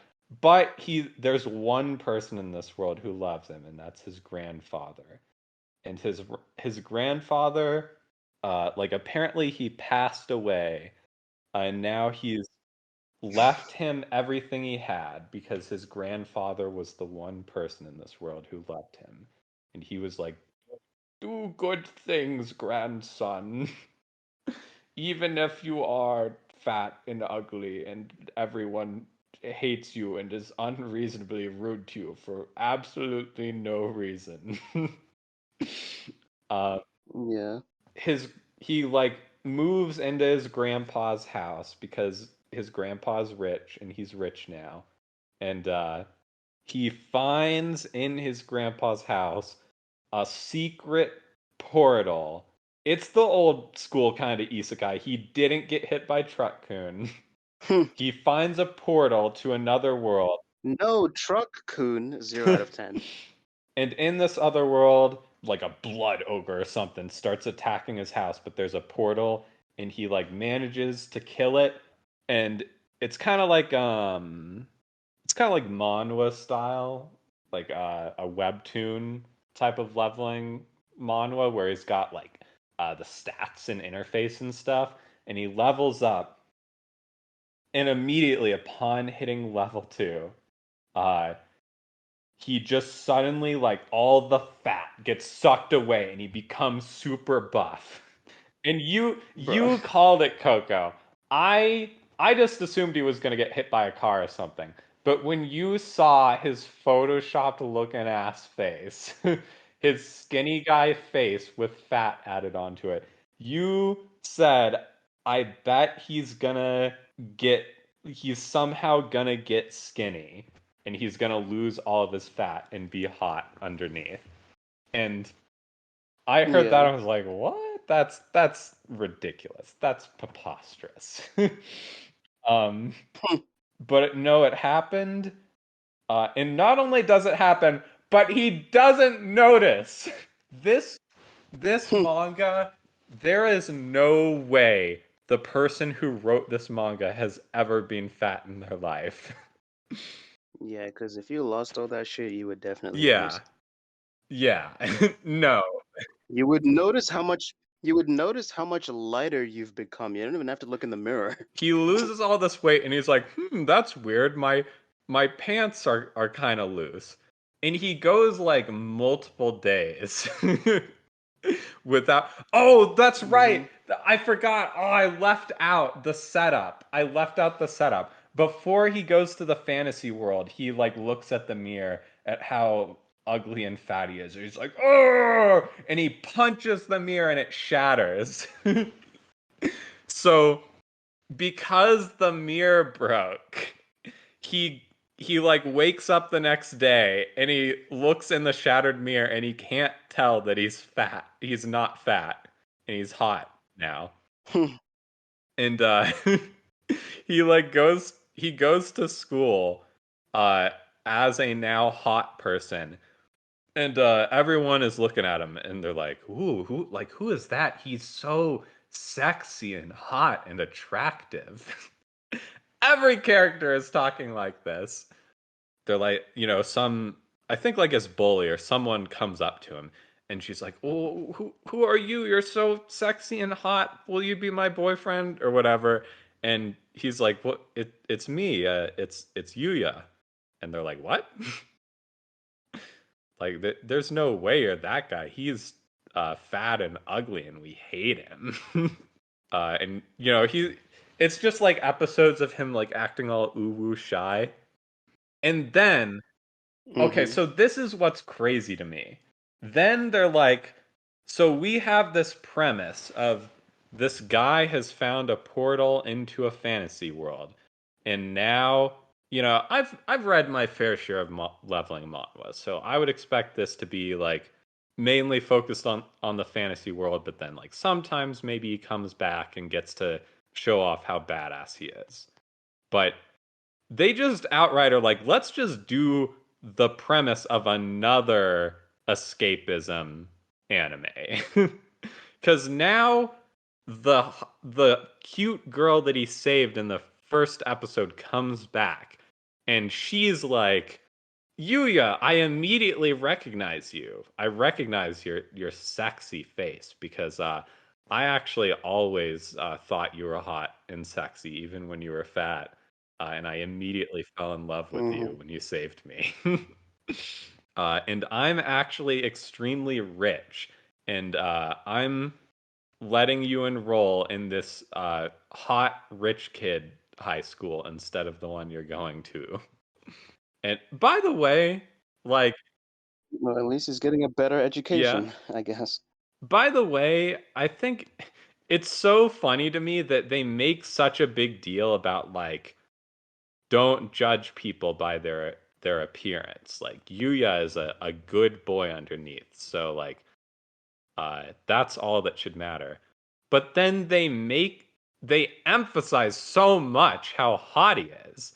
Like if it doesn't matter, And how much his life has improved as a yeah, if result. it doesn't matter uh like what you look like and what matters is underneath, why is it that they constantly talk about how sexy Yuya is now?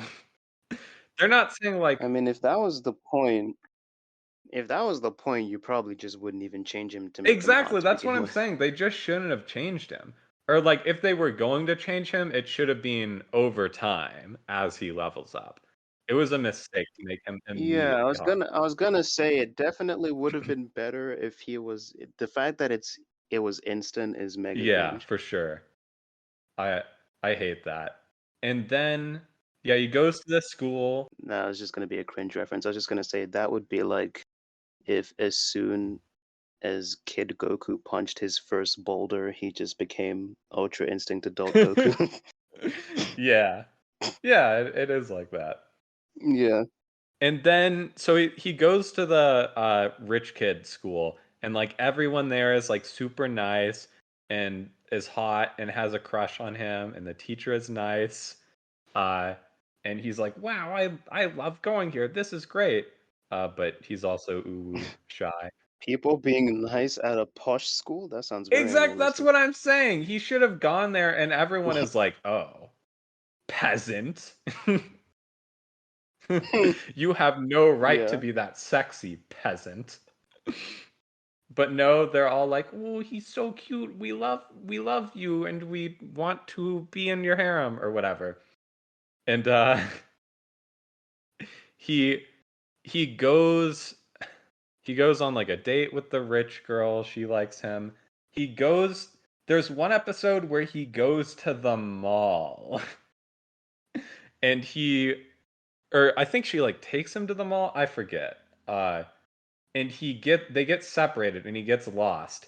And then there's this subplot where there's this guy doing a photo shoot, and he's like, "Oh no, our model hasn't shown up to the photo shoot." We need a wherever will we find a person so sexy that they can be a model in our photo shoot? And he's like riding down the escalator, and he's like, "Wait a minute, you can be our model, please, sir." And he comes and does this photo shoot as a model with like this sexy hot model girl, and the model girl is like, "Ooh, this guy is actually really cute." And like the model girl like falls for him and like also becomes a love interest. And then he like also meanwhile he like goes back to the fantasy world. And in the fantasy world we get like the typical thing where like there's a girl being attacked by monsters in the middle of the forest, and he saves her.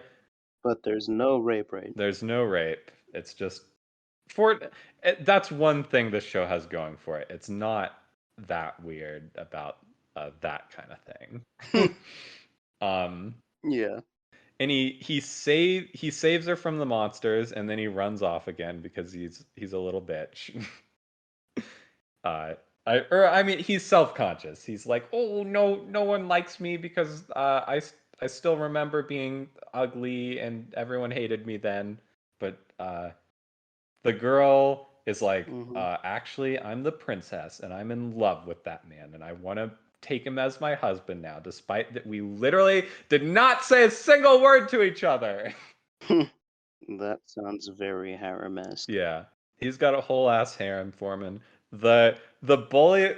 Okay, this I love how stupid this is. The two bullies, they're not like the like buff like jock kind of bullies. They're like They're not the Flash Thompsons. yeah, they're not the Flash Thompsons. It's like a hot brother and sister, and they're both like skinny anime characters.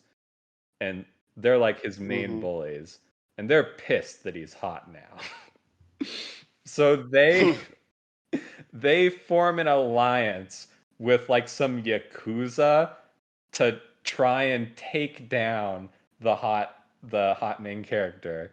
So they show up to the rich kid school with like a biker gang, and they're driving around with bats and like hitting the kids with baseball bats on their motorcycles.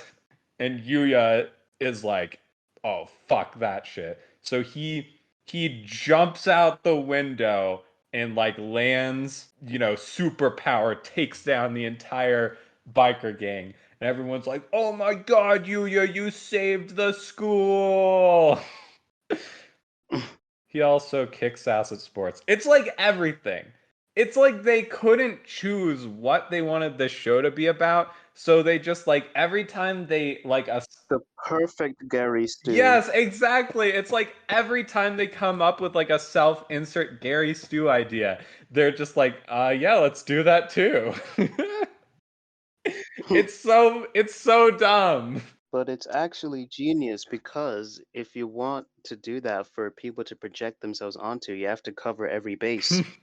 What if someone is reading this and they're like, yeah, but I'm like into sports, so I can't exactly project myself into being badass at this other thing. It's like, oh, don't worry, we got you covered. It is exactly like that. Uh it's terrible. This show is so bad. It's I mean, I'm playing it up, but I was really bored. But I kept watching too because I was just curious what they would do next.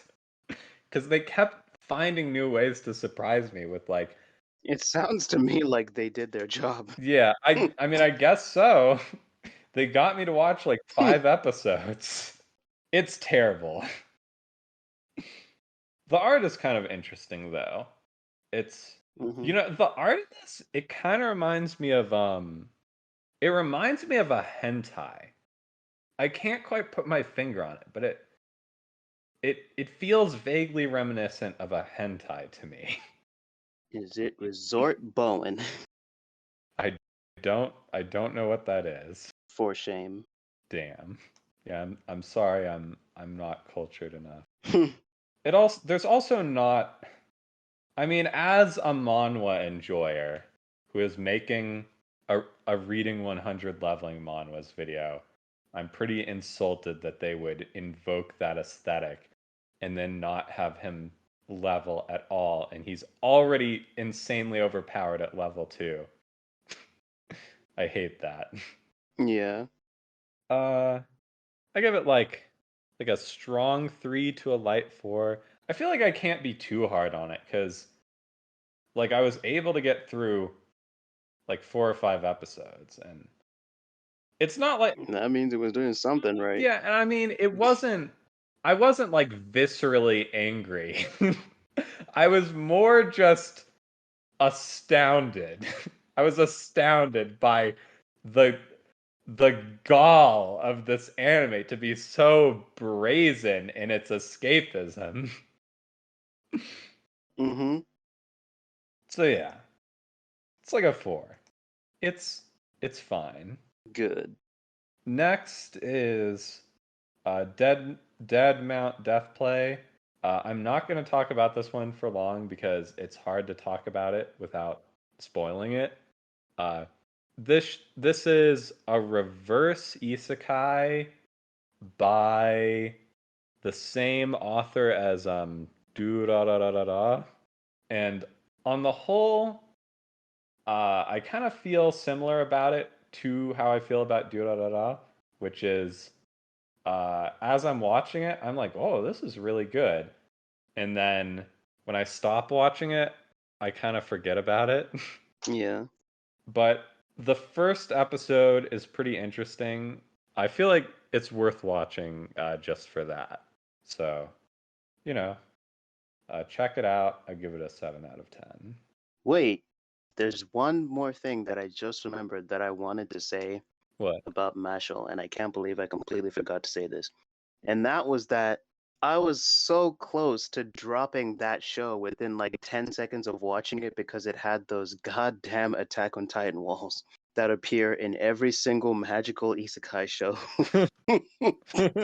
of this type. And I was like, ah, hell nah, fam. But then I soldiered it through and it turned out to be good. So, Good. I am so glad you soldiered through because I did not watch this show. I've watched a lot of shows this season. I watched like 12 shows, and I'm not talking about all of them because I don't want to bore Coco to death. But I didn't watch Mashle, uh, just because I guess the thumbnail didn't really grab me. So kind of a similar reason, I guess. hmm It just looked kind of generic from the thumbnail. And I'm so glad you did because I watched it because you watched it, and I love it so much. It's possibly my favorite show this season. It's really good. yeah, I can see that. I mean, it just goes to show, like, once again, like, you can never watch enough anime. I could have easily skipped this season and never heard about Mashle. But it's like every next anime you try could be that next Mashle for you and be like just knock it out of the park, and you could just never you could go your I could have gone my whole life not knowing about Mashle. And that show was made for me.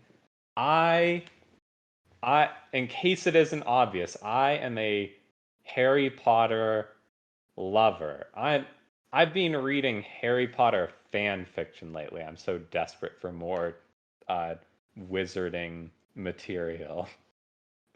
So Yes. Stay tuned for our podcast series where we talk about each episode of the reboot as they come out.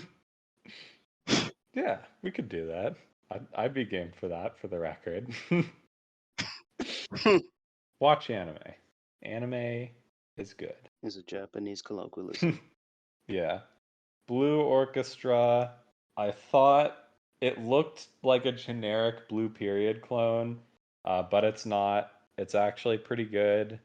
It has like a whole character arc about a kid, and like he's a prodigy on violin, but he won't play because his dad, who was a violinist, cheated on his mom.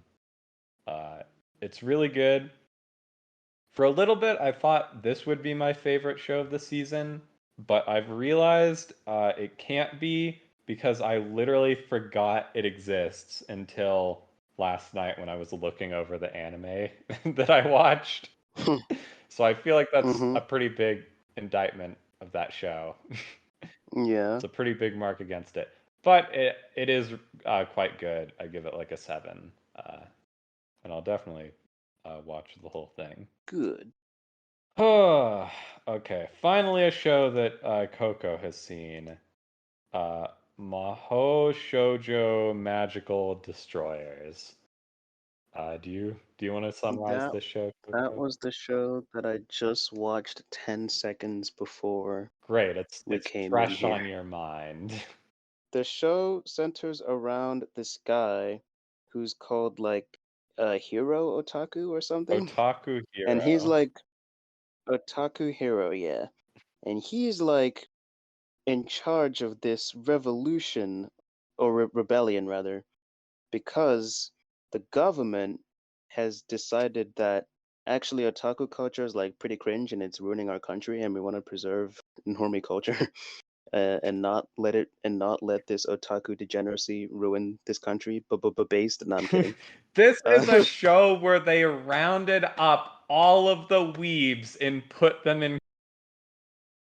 That's a premise of yeah, the they put show. them in camps. It's the weeb They put them holocaust. in camps, and they're like stealing all the fucking um they're like taking all the games and all the manga and all the nerd shit off the shelves. They're like, nope, you're not allowed to do this, because they want to preserve the, like they say something like there's like a certain type of culture that they want to preserve, and like all this nerd shit is getting in the way of that, I guess. So then Otaku Hero is like, nah, fuck that, mate. And he like starts a revolution where they're like in the first episode they're like freeing like some of the prisoners in like this area that they're in like Akiba or something. Yeah. And it was a very interesting premise because I'm a nerd and I don't want the government to come after my shit, and I could totally get behind rebellion where we're fighting to keep our comics I mean, and our video. the premise 1776 will commence again if you come after our comics and games. the premise of this show is so batshit. It's so off the wall, ridiculous that I wanted to like it so bad because it sounded so funny. I mean, the thing that really caught me off guard when I was watching this was how, like, almost like it was like a little comedy-ish here and there, but like almost like how 100% straight and serious they were actually doing it. And Yeah, I was like, huh, I was expecting this to be like way more cartoony than it actually is. but at the end of the day, it was actually pretty boring. I only watched one episode Yeah. because I I didn't care. The plot of the first episode is that they're like going to rescue so there's like three, four magical girls because magic actually exists in this world. Uh, which at first caught me by surprise, but I was like, oh well, the show is literally called like Mahou Shoujo Magical Destroyers, so Yeah. I guess it makes sense that there's actual magic in this. And they're in the first episode, they're going to save the blue-haired girl whose name I can't remember. And then there's the red-haired girl. Her name is Anarchy, and she has like, Anarchy-chan. well, I thought it was like fire powers, but I guess not. But she has magical powers, and she's pretty strong. Based And anarchist. yeah. And in my mind, when I was watching this, I was like, well, this is probably the most physically active a good chunk of the nerds in this rebellion have been in a long time. So the government might have been onto something taking that shit. The Because blue-haired now they're actually doing something with their lives, lol. True! Base Japan! Apparently Yeah. the blue-haired girl is literally just called Blue. Oh, There's also a pink-haired girl called Pink. wow. So they went out of their way to give actual names for the red-haired one, but not the other ones. That's bruh. Yeah, I don't really have that much to say about this show. I don't know. It seems like it could potentially get interesting if I watch more episodes, but I don't know.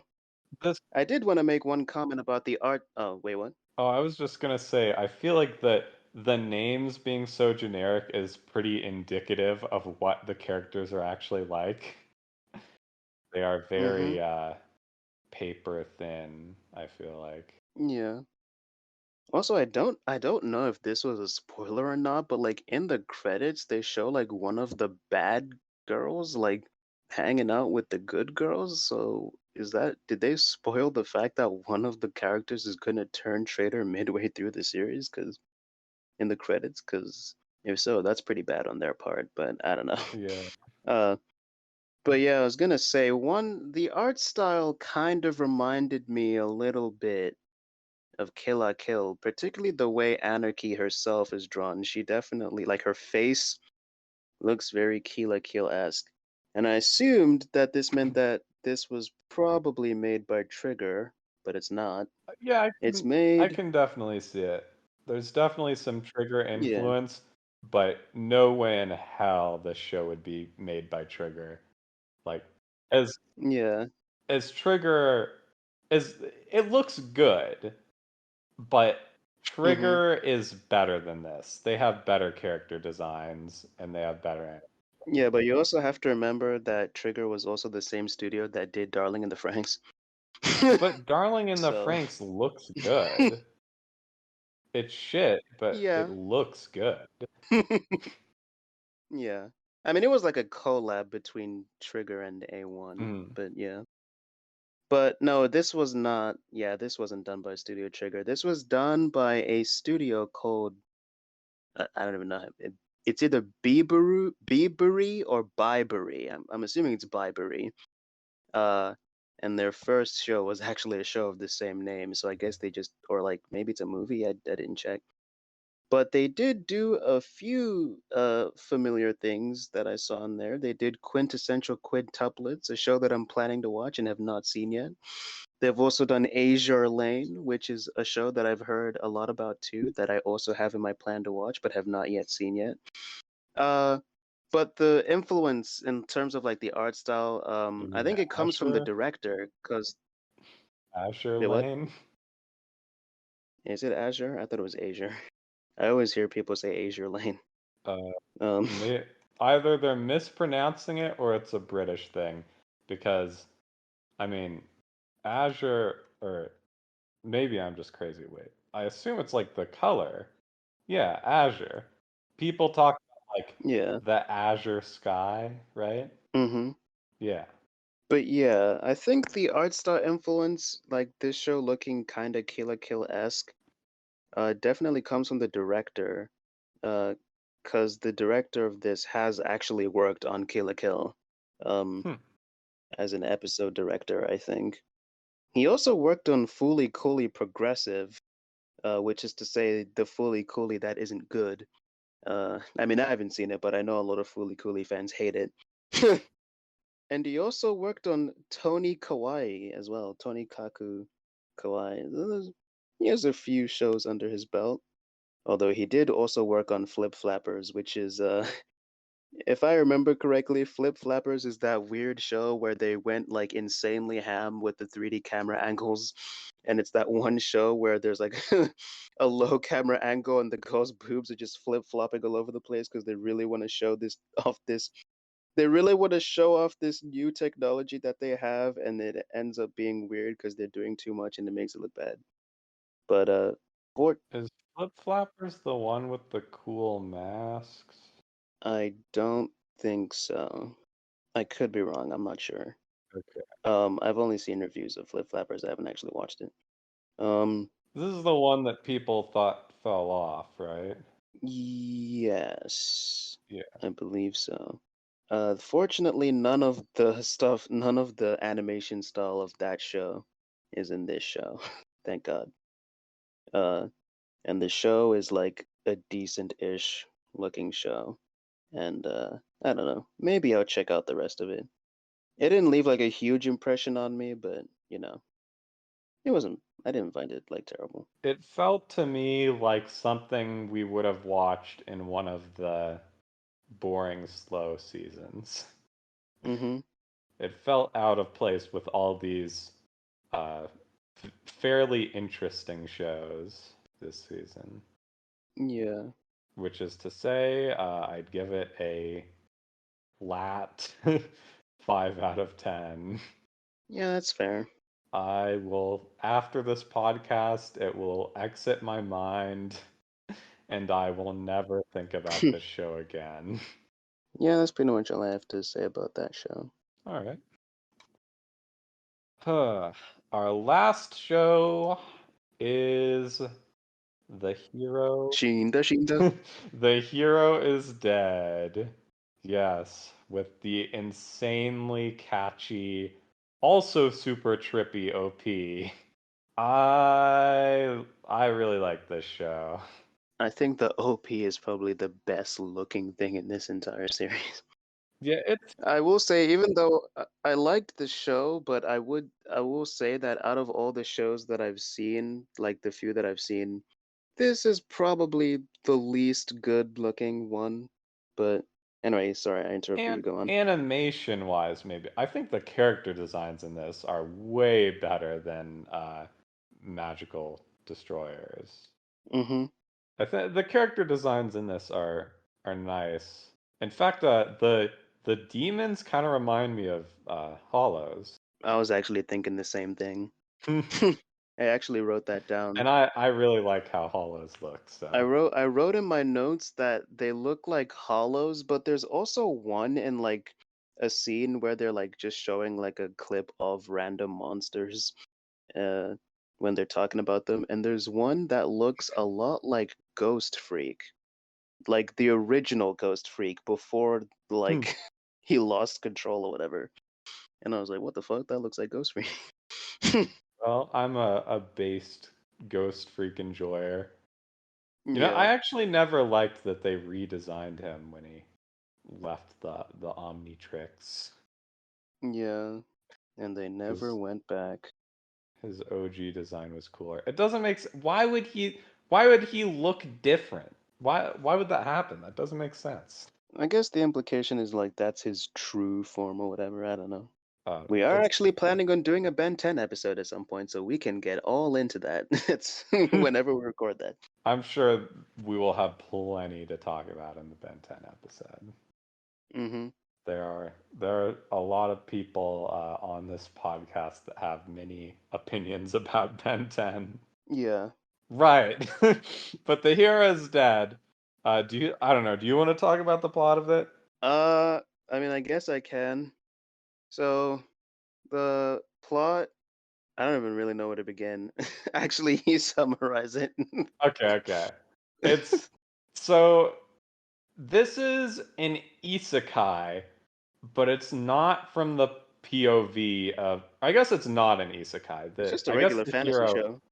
yeah, the hero is just some guy in this world, but it's Yeah. very There's a lot it's of Japanese overlap. fantasy. There's a It's lot of all the overlap in terms of setting, aesthetics between isekai and regular fantasy shows. Yeah. Yeah, for sure. In fact, a lot of isekai you could if you just cut out like the first episode, you could literally just pretend it's normal fantasy and you wouldn't know the difference. But Yeah, which incidentally um is one of the things I hate about isekai. yeah, I agree. It's definitely I mean, I get why they do it. It's like a useful framing device, but sometimes the way they approach it, there's no reason for them to do it. Like it's totally unnecessary. But Mm-hmm. whatever. This Yeah. show they don't do it. But it's the typical the hero and the demon lord, but the main character is not the hero. The main character is some uh, random farmer. And he sure does love putting stockings on. Were they leeks? No, not leeks. Carrots? I can't uh, remember what it was. um, uh, But he's a bit of a pervert and he likes to put stockings on his vegetables because he also likes putting stockings on people's legs. God damn, why'd you say a different thing? I could have told you, but now you put the wrong vegetable in my head. Oh, I think it's radishes. Radishes, yes. He Yeah. loves, he has a stocking fetish, and he loves putting stockings on ripe, juicy radishes. He basically the main character, Toka, is a little freak. Hmm? There's He's there's he's this a scene where the girl is like, no, that's not like a normal thing to do, and then it like cuts away to like a bunch of guys hiding the radishes they have into their clothes because they also put stocking on their radishes. So yeah, Toka is a little freak living in this fantasy world where the hero, he actually, I believe he already like sealed the demon lord, but he fucked up a little bit, and I think it was 100 demons escaped and are now on the run in the world. So he's going on like a quest to slay all of the demons. But Hmm. Toka, uh, he's just some guy, and his childhood friend has a crush on the hero, and because of this, he does not care for the hero, and he's like, like anyone could do it. Like if he was such a great hero, why'd he fuck up and not even seal the demons properly? Like, what a loser. She's like you're being way too hard on him, and like what if we get attacked by demons? Like we need him to save us. And he's like, like the hero can't do shit. Like I'll stop the demon with a pitfall trap. And then Yeah. they do get attacked by a demon. Yeah. And he's like, all right, baby, this is my time to shine. So he's got a pitfall trap. And he's like cooking a juicy steak on the other side of this pitfall trap. And he's like, hey, demon, like, I got a juicy steak here. And the demon is like, what? Like, I'm a demon. I don't eat people food. I eat humans. Why would that appeal to me? And he's gonna kill the childhood friend, and then the hero comes in and saves the day, and she's like falling all over his dick, and he's like, "Oh yeah, I totally remember you." Like, eh, or like I'm sorry, that sounded sarcastic. It's sincere. He's a really good guy. He's like, "Oh yeah, Yuna, I remember you." um, Yeah, because and he saved her before. yeah, he saved her once like a year ago or something, and he actually remembers her, and she's like, "Oh fuck, like I'm totally gonna fuck this hero," uh, and Toka is extra pissed off, is like, "Oh fuck this hero," and then the hero is like, "Wait, like something smells really good." It's like, oh shit, is that a juicy steak? And he just walks straight over to And try and falls grab right the into the steak. trap. Yeah, he falls right into the pitfall trap and fucking dies. And thus the title of the show. The hero is dead. And everyone And is like, Toka, what when you have see you a title done? like that, when you see a title like that, you're thinking like, oh man, uh, he's gonna go out in like a blaze of glory. But he goes out falling into the trap. Yeah. Uh, it's so good. The way they presented it is so perfect. And everyone is like, Yuya, or not, Toka, like, what the fuck? Why would you do it? And Toka's like, well, it's not my fault. Like, he didn't even ask. He was just gonna steal my steak. Like, if anything, he's the villain here. True. Yeah. Base Toka spitting facts. And so he's like, "Well, I don't want to get blamed. Like they they'd kill me and there's they'd like probably kill all of you too there's like a because you just thing where share the blame." they're like, we wouldn't believe that the hero would die that way, so all of you would be behind. There's like, Yeah. they wouldn't believe you guys if they told them that he died this way. They'd probably think you guys are all in on it. So then they help him like hide the body. Yeah, they bury the body. And then he goes to sleep. When he wakes up, he is rising from the dirt like a zombie, and he is the hero now. And it basically turns out the hero had this companion traveling with him, who is this A necromancer. necromancer Lolly. Mm-hmm. She witnessed all of this, and she's like, Toka, since you killed the hero, I know that you're the only person who can do this. You're the only person qualified to finish the hero's work because clearly like if you were able to kill the hero, you must be as strong as him. And Toka's like, "What? No." he he died in a pitfall trap. What are you talking about?" And she's like, "I'm no, I'm sorry. I know only you can do this." Was it that the hero like gave her the specific task of doing that were he to die? Uh Like, yeah, I think it was something like that. yeah, there was something like that in a flashback. Yeah. So, knowing this, he's like, "Well, like no, I'm not doing this." And she's like, "Well, I moved your soul into his body and I have uh, your original body with me. So until you finish his work, I'm just not. I'm not gonna let you return to your original body." So that's like the premise of the show. He goes off on a quest with this necromancer girl and his childhood friend to slay the demon, the rest of the demons. But then on top of that, like he's just like extra fucked because it turns out that Toka actually just has like he is just like the weakest person. He has like no He mana. has, yeah, like when they get the red crystal thing that allows you to see how much mana you have, his it barely lights up when he's the one holding it. Yeah.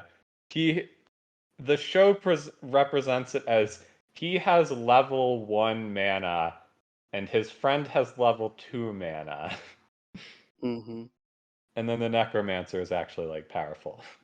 Yeah, I do like the magic system in this, that it's like there's these crystals that come from they're like the hearts of demons and You know what that reminds me of? It reminds me of Mighty Number 9. Because if you kill an enemy, you can absorb their ability and use it. hmm, yeah, it's kind of like that there's like a what's the word? Incantation. There's like an incantation for each crystal, and when you say it, Mm-hmm. it'll do whatever that demon's power was. So like they find a Yeah. crystal that lets them like there's like a demon that jumps really good, and when they kill it, when they use the crystal, they can like do a like super jump. Mm-hmm. Oh shit. I'm sorry, there's just people riding horses outside my house. They're just like slowly trotting down the path out there. I guess the other comparison would be Kirby. Yeah, well, it's not quite like Kirby because they can use multiple crystals. Wait, I need to get a picture of these horses. Um, but yeah, his mana is so weak though. His mana is so weak that He can't like make the when he picks up they like try to prove whether or not he's the actual hero, but like having him pick up the hero's sword and it just becomes like yeah, totally flaccid. he has a magic sword that's like a representation of his powers, and his magic is so weak that yeah, it's very clear. It becomes flaccid when he picks it up. But Yeah. and because of that, he actually has to use it. He can't just like slay the demons. He has to like use the sword in like these interesting tactical ways where like he can like transform it into like different shapes. So he'll like make it into a wall or something, and then they just cut it off the hilt of the sword. So they just Yeah, I have was like a gonna fake mention wall that, now. like, the way it works is that you basically just imagine it. Like, the guy tells him, oh, if you imagine it to be like a big sword, it will become a big sword. And there's one time when he first does it, it becomes like gigantic. Yeah, Yeah. but then it And then wilts. he's able to use it to like camouflage and hide himself Yeah. and stuff like that. It's pretty cool. Yeah, it's I really do like the way they like use the powers and stuff in such interesting ways in this show. It's all very tactical and stuff. Hmm. Um, and but his mana is also I don't know if you got this far, but his mana is also so weak that like a normal person, the mana would just keep regenerating the body, so he just like heals his wounds and stuff like a normal person. But Hmm. because he's so weak, uh, his body actually like he can't regenerate fast enough to keep his skin from like rotting. So all his flesh like rots away and he becomes a skeleton. Oh, so this is another Skull Bro show. Yeah. So that's why he's like a skeleton in the intro, but he like there's like mana potions and stuff in this world, so he can if he can get a hold of one, he can become flesh and blood again, but only for a little while, and then he turns into a skeleton again. Because he is literally a rotting corpse. Yeah, Like he is a rotting corpse. people can smell him when he's like walking around. And Yeah. they'll be like, it smells like something died in here, the fuck? Something that's really crazy is that this show has a 6.3 on my anime list, which Hmm. seems like, isn't that like really low? Am I Yeah, crazy? I used to think that was high, but whenever people say that, they say it's low, actually. Yeah, like let me see, I like, think it's like medium or something, because it's like the mean score, right? That means that like the majority of people are giving it like. well, I'm gonna sort by score and see like where it falls on this season. Uh, I just want to say I watched this dubbed, and the voice acting. At first, I thought the voice acting in this was pretty cringe, but it's actually pretty funny. My favorite scene is there's this scene where like one of the monsters is also a perv, and the main guy, oh because yeah, he just goes, "This guy knows what's up." When like the guy, I can't remember what the monster was doing. I think the monster like he was stripped the girl of her clothes he or yeah something. he had like acid spit or something, but he was just dissolving the clothes on the people he hit. Yeah, and the So main I guy don't just goes, "This guy knows what's up." I really liked how he said it in the sub though. He was like, "No, don't hurt him. This one's an ally. Yeah, He's on our side." and then when he dies, he's like, "No, my brother," and bro. Yeah. Wait, I can't find it. Also, I just want to say they put quite a bit of detail into animating that blonde guy's ass cheeks. Like when you see him Oh walking yeah. towards the good guys on the bridge, they're like, yeah, we're really gonna like fucking, What the fuck? Marshall is so low. we're gonna What go is in there and we're Marshall? gonna, oh, his name is Kyle.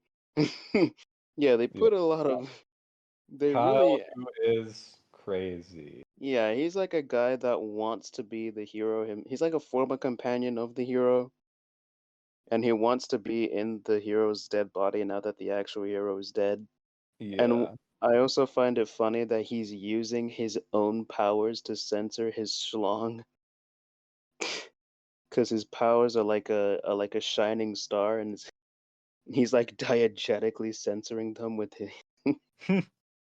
it's not at the bottom, but Mm-hmm.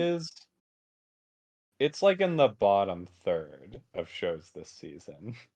The cheat skill isekai has a 6.8. Hmm. Oshinoko has a 9. Jigo Karaku has an 8.3. Why is it so low? That's so unfair. The Because it has to Megumin show has a because it has to 7.7. contend with the classics. Didn't Oshinoko like briefly overtake Metal Alchemist on Mal and then Mal reclaimed the spot? Because Full I Metal mean, that's fair. Alchemist is always like the number one on there, but then as soon and like some shows will overtake it, but then as soon as it happens, like I guess Full Metal Alchemist fans just like raid vote the fucking show, and it goes back to being number one. Yeah. I think One Piece briefly surpassed Full Metal Alchemist at one point, and then it went back down again.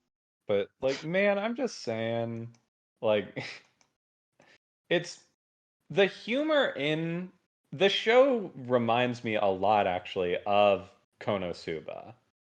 Mm-hmm. Uh, it's got like a very similar style of humor. That this show, it's like it's definitely very trashy in a certain way. It's the characters are, it's unabashed in its fan service. It's Mm-hmm. raunchy. It's it's got like a cynical the humor can be very cynical at times, but then also it does have this kind of optimistic edge to it that I think Konosuba has as well, that like it's like, yeah, the characters are all terrible people and they suck, Mm-hmm. but there's also Like this sense that for um, example, when the main guy was about to use the fact that he was in the hero's body to do some very rapey things to his childhood friend. I mean, yeah, it's definitely problematic. There's a lot of problematic fan service in this show. Such is the Um, nature of anime. yeah, but it definitely leans into it, and I'm less Mm-hmm. critical of that from a show like this than of something like Skeleton Knight. Mm-hmm. Because in Skeleton Knight, it just feels so out of place. It's like it's such a light-hearted, not that kind of show, and then they're like, "Oh, rape scene." In this, it's like there's no there's no illusions about what this show is. This show is trashy, but Mm-hmm. it's well made. It's not like it's trash so we're not even gonna try. It's like, yeah, it's raunchy, it's trashy, it's problematic, and that's okay. Um, Mm-hmm. and I mean, I think Konosuba is very similar to it in that way. Oh, but what I was gonna say though is that it has this edge of optimism that you can really like. Yes, the characters all suck and do bad things, but you can also tell that like the author of this does care about the characters. They love the characters and want the best for them, even if they are aware that they suck. Mm-hmm.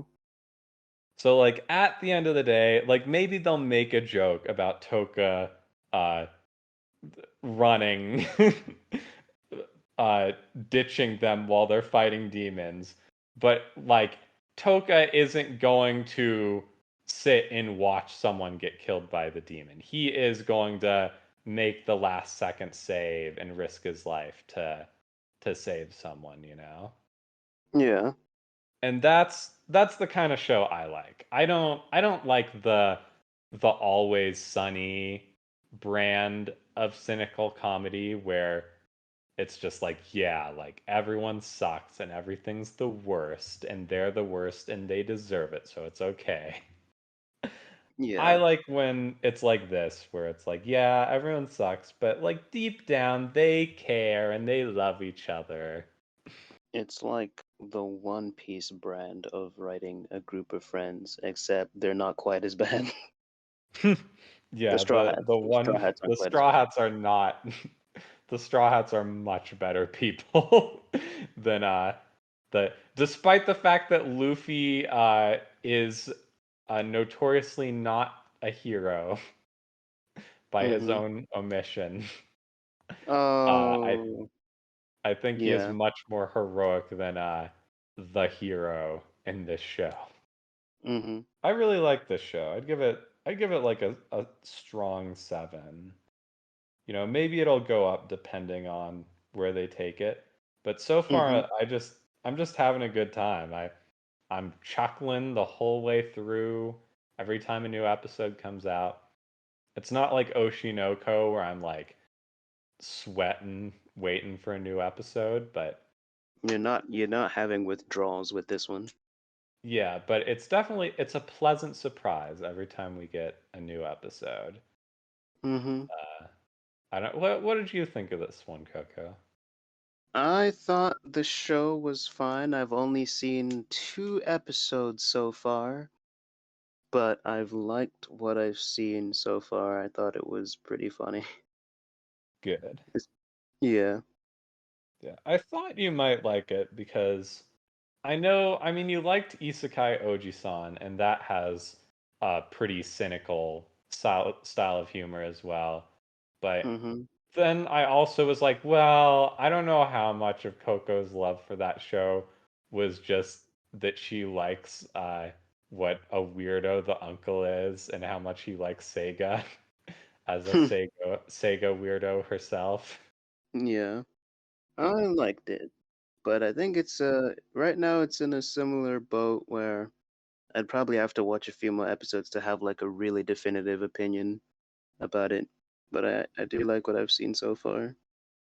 I like how non-generic it is. Despite Yeah, the way it looks and despite the setting, uh, it actually is not generic. Uh, which is all which is all I really ask when it comes to a show in a fantasy setting similar to these kinds of shows. yeah. I guess we can since this is our last anime, we can on that note uh transition straight into the roundup of the season. Uh, Hmm. I think I already said, but seven. I give it a 7 out of 10.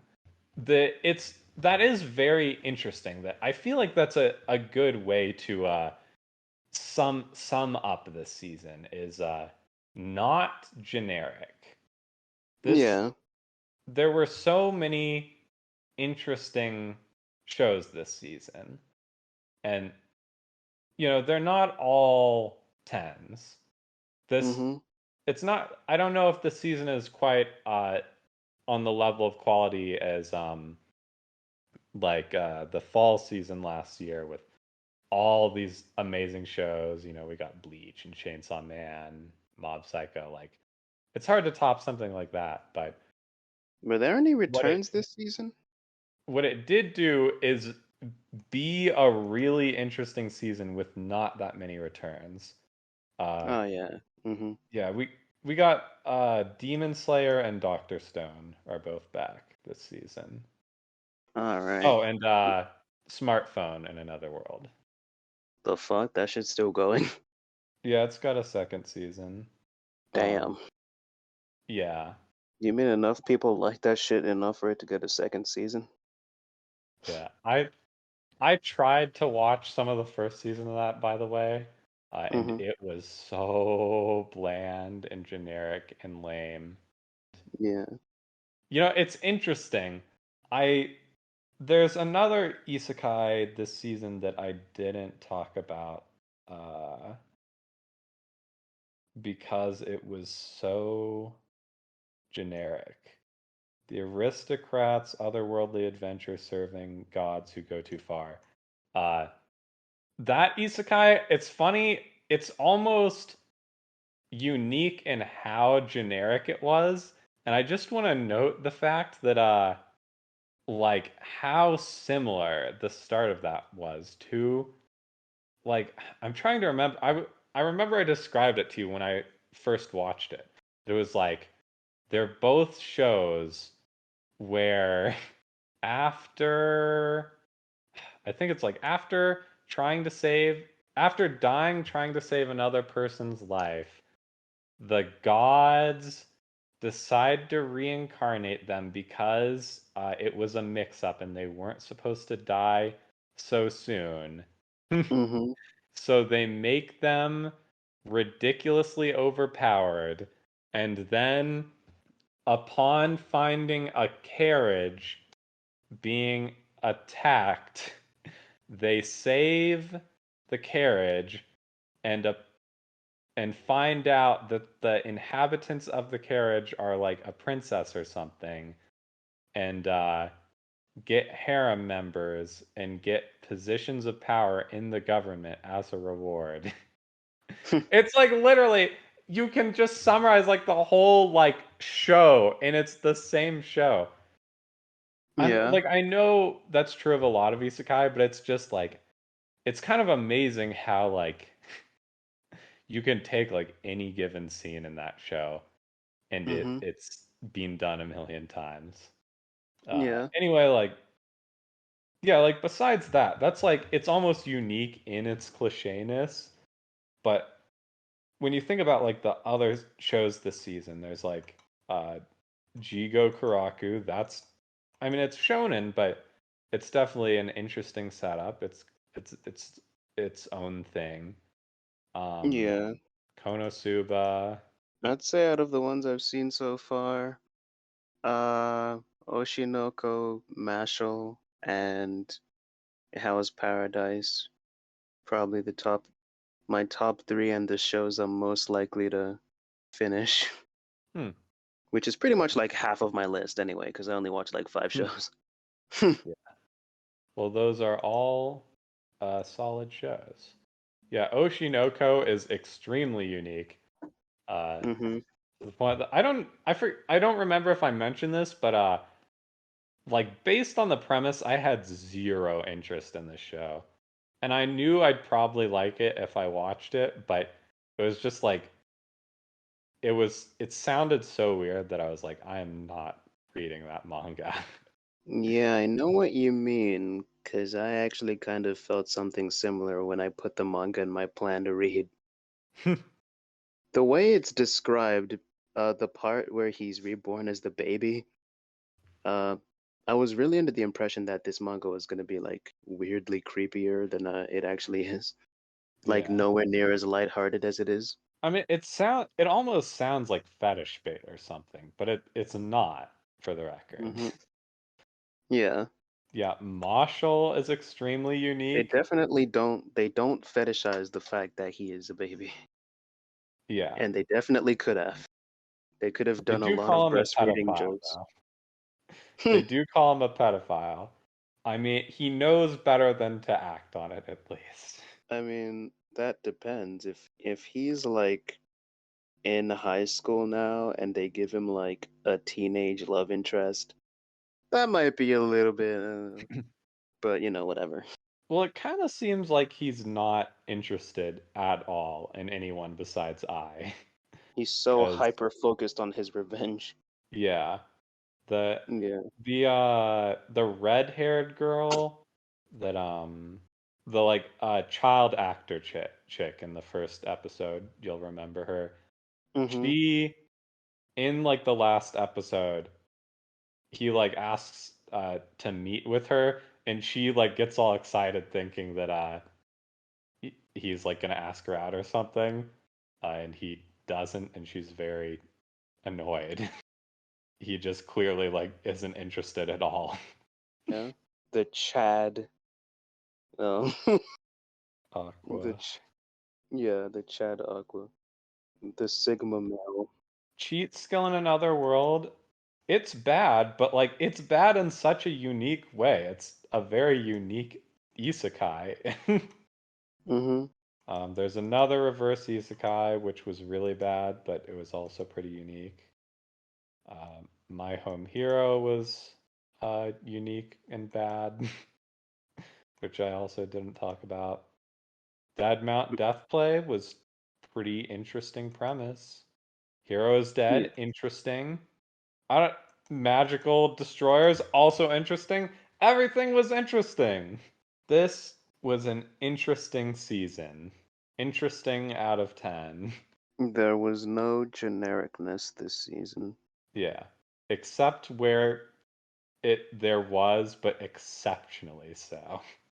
Honestly, like I could have kept going. Like I I purely limited myself because it didn't seem like anyone else was interested in coming on besides you and like I I know I've talked a lot this episode. I probably have like 90% of the speaking time because I just talked about so many shows that you haven't seen. So, Yeah. And there's also the part where I just feel like I didn't have much to say about the shows that I have seen, but yeah. yeah. I really don't get that either, by the way, because it was also interesting. How could you not have thoughts on it? But Because I realized that it's easier for me to talk about something that is exceptionally bad because there's way more to pick pick on about it. but yeah, we watched like I guess what what I'm saying is I should have watched more actually bad shows. we watched probably like 27% of the shows this Mm-hmm. season. But honestly, I feel like I could have just watched everything. If we had more people, I probably would have watched a lot more because Yeah. it's like every show is like, "Oh, that was interesting. That was interesting." What score do you give this whole season so far? Probably like a strong 7, I guess. Yeah. I'd probably say about the same.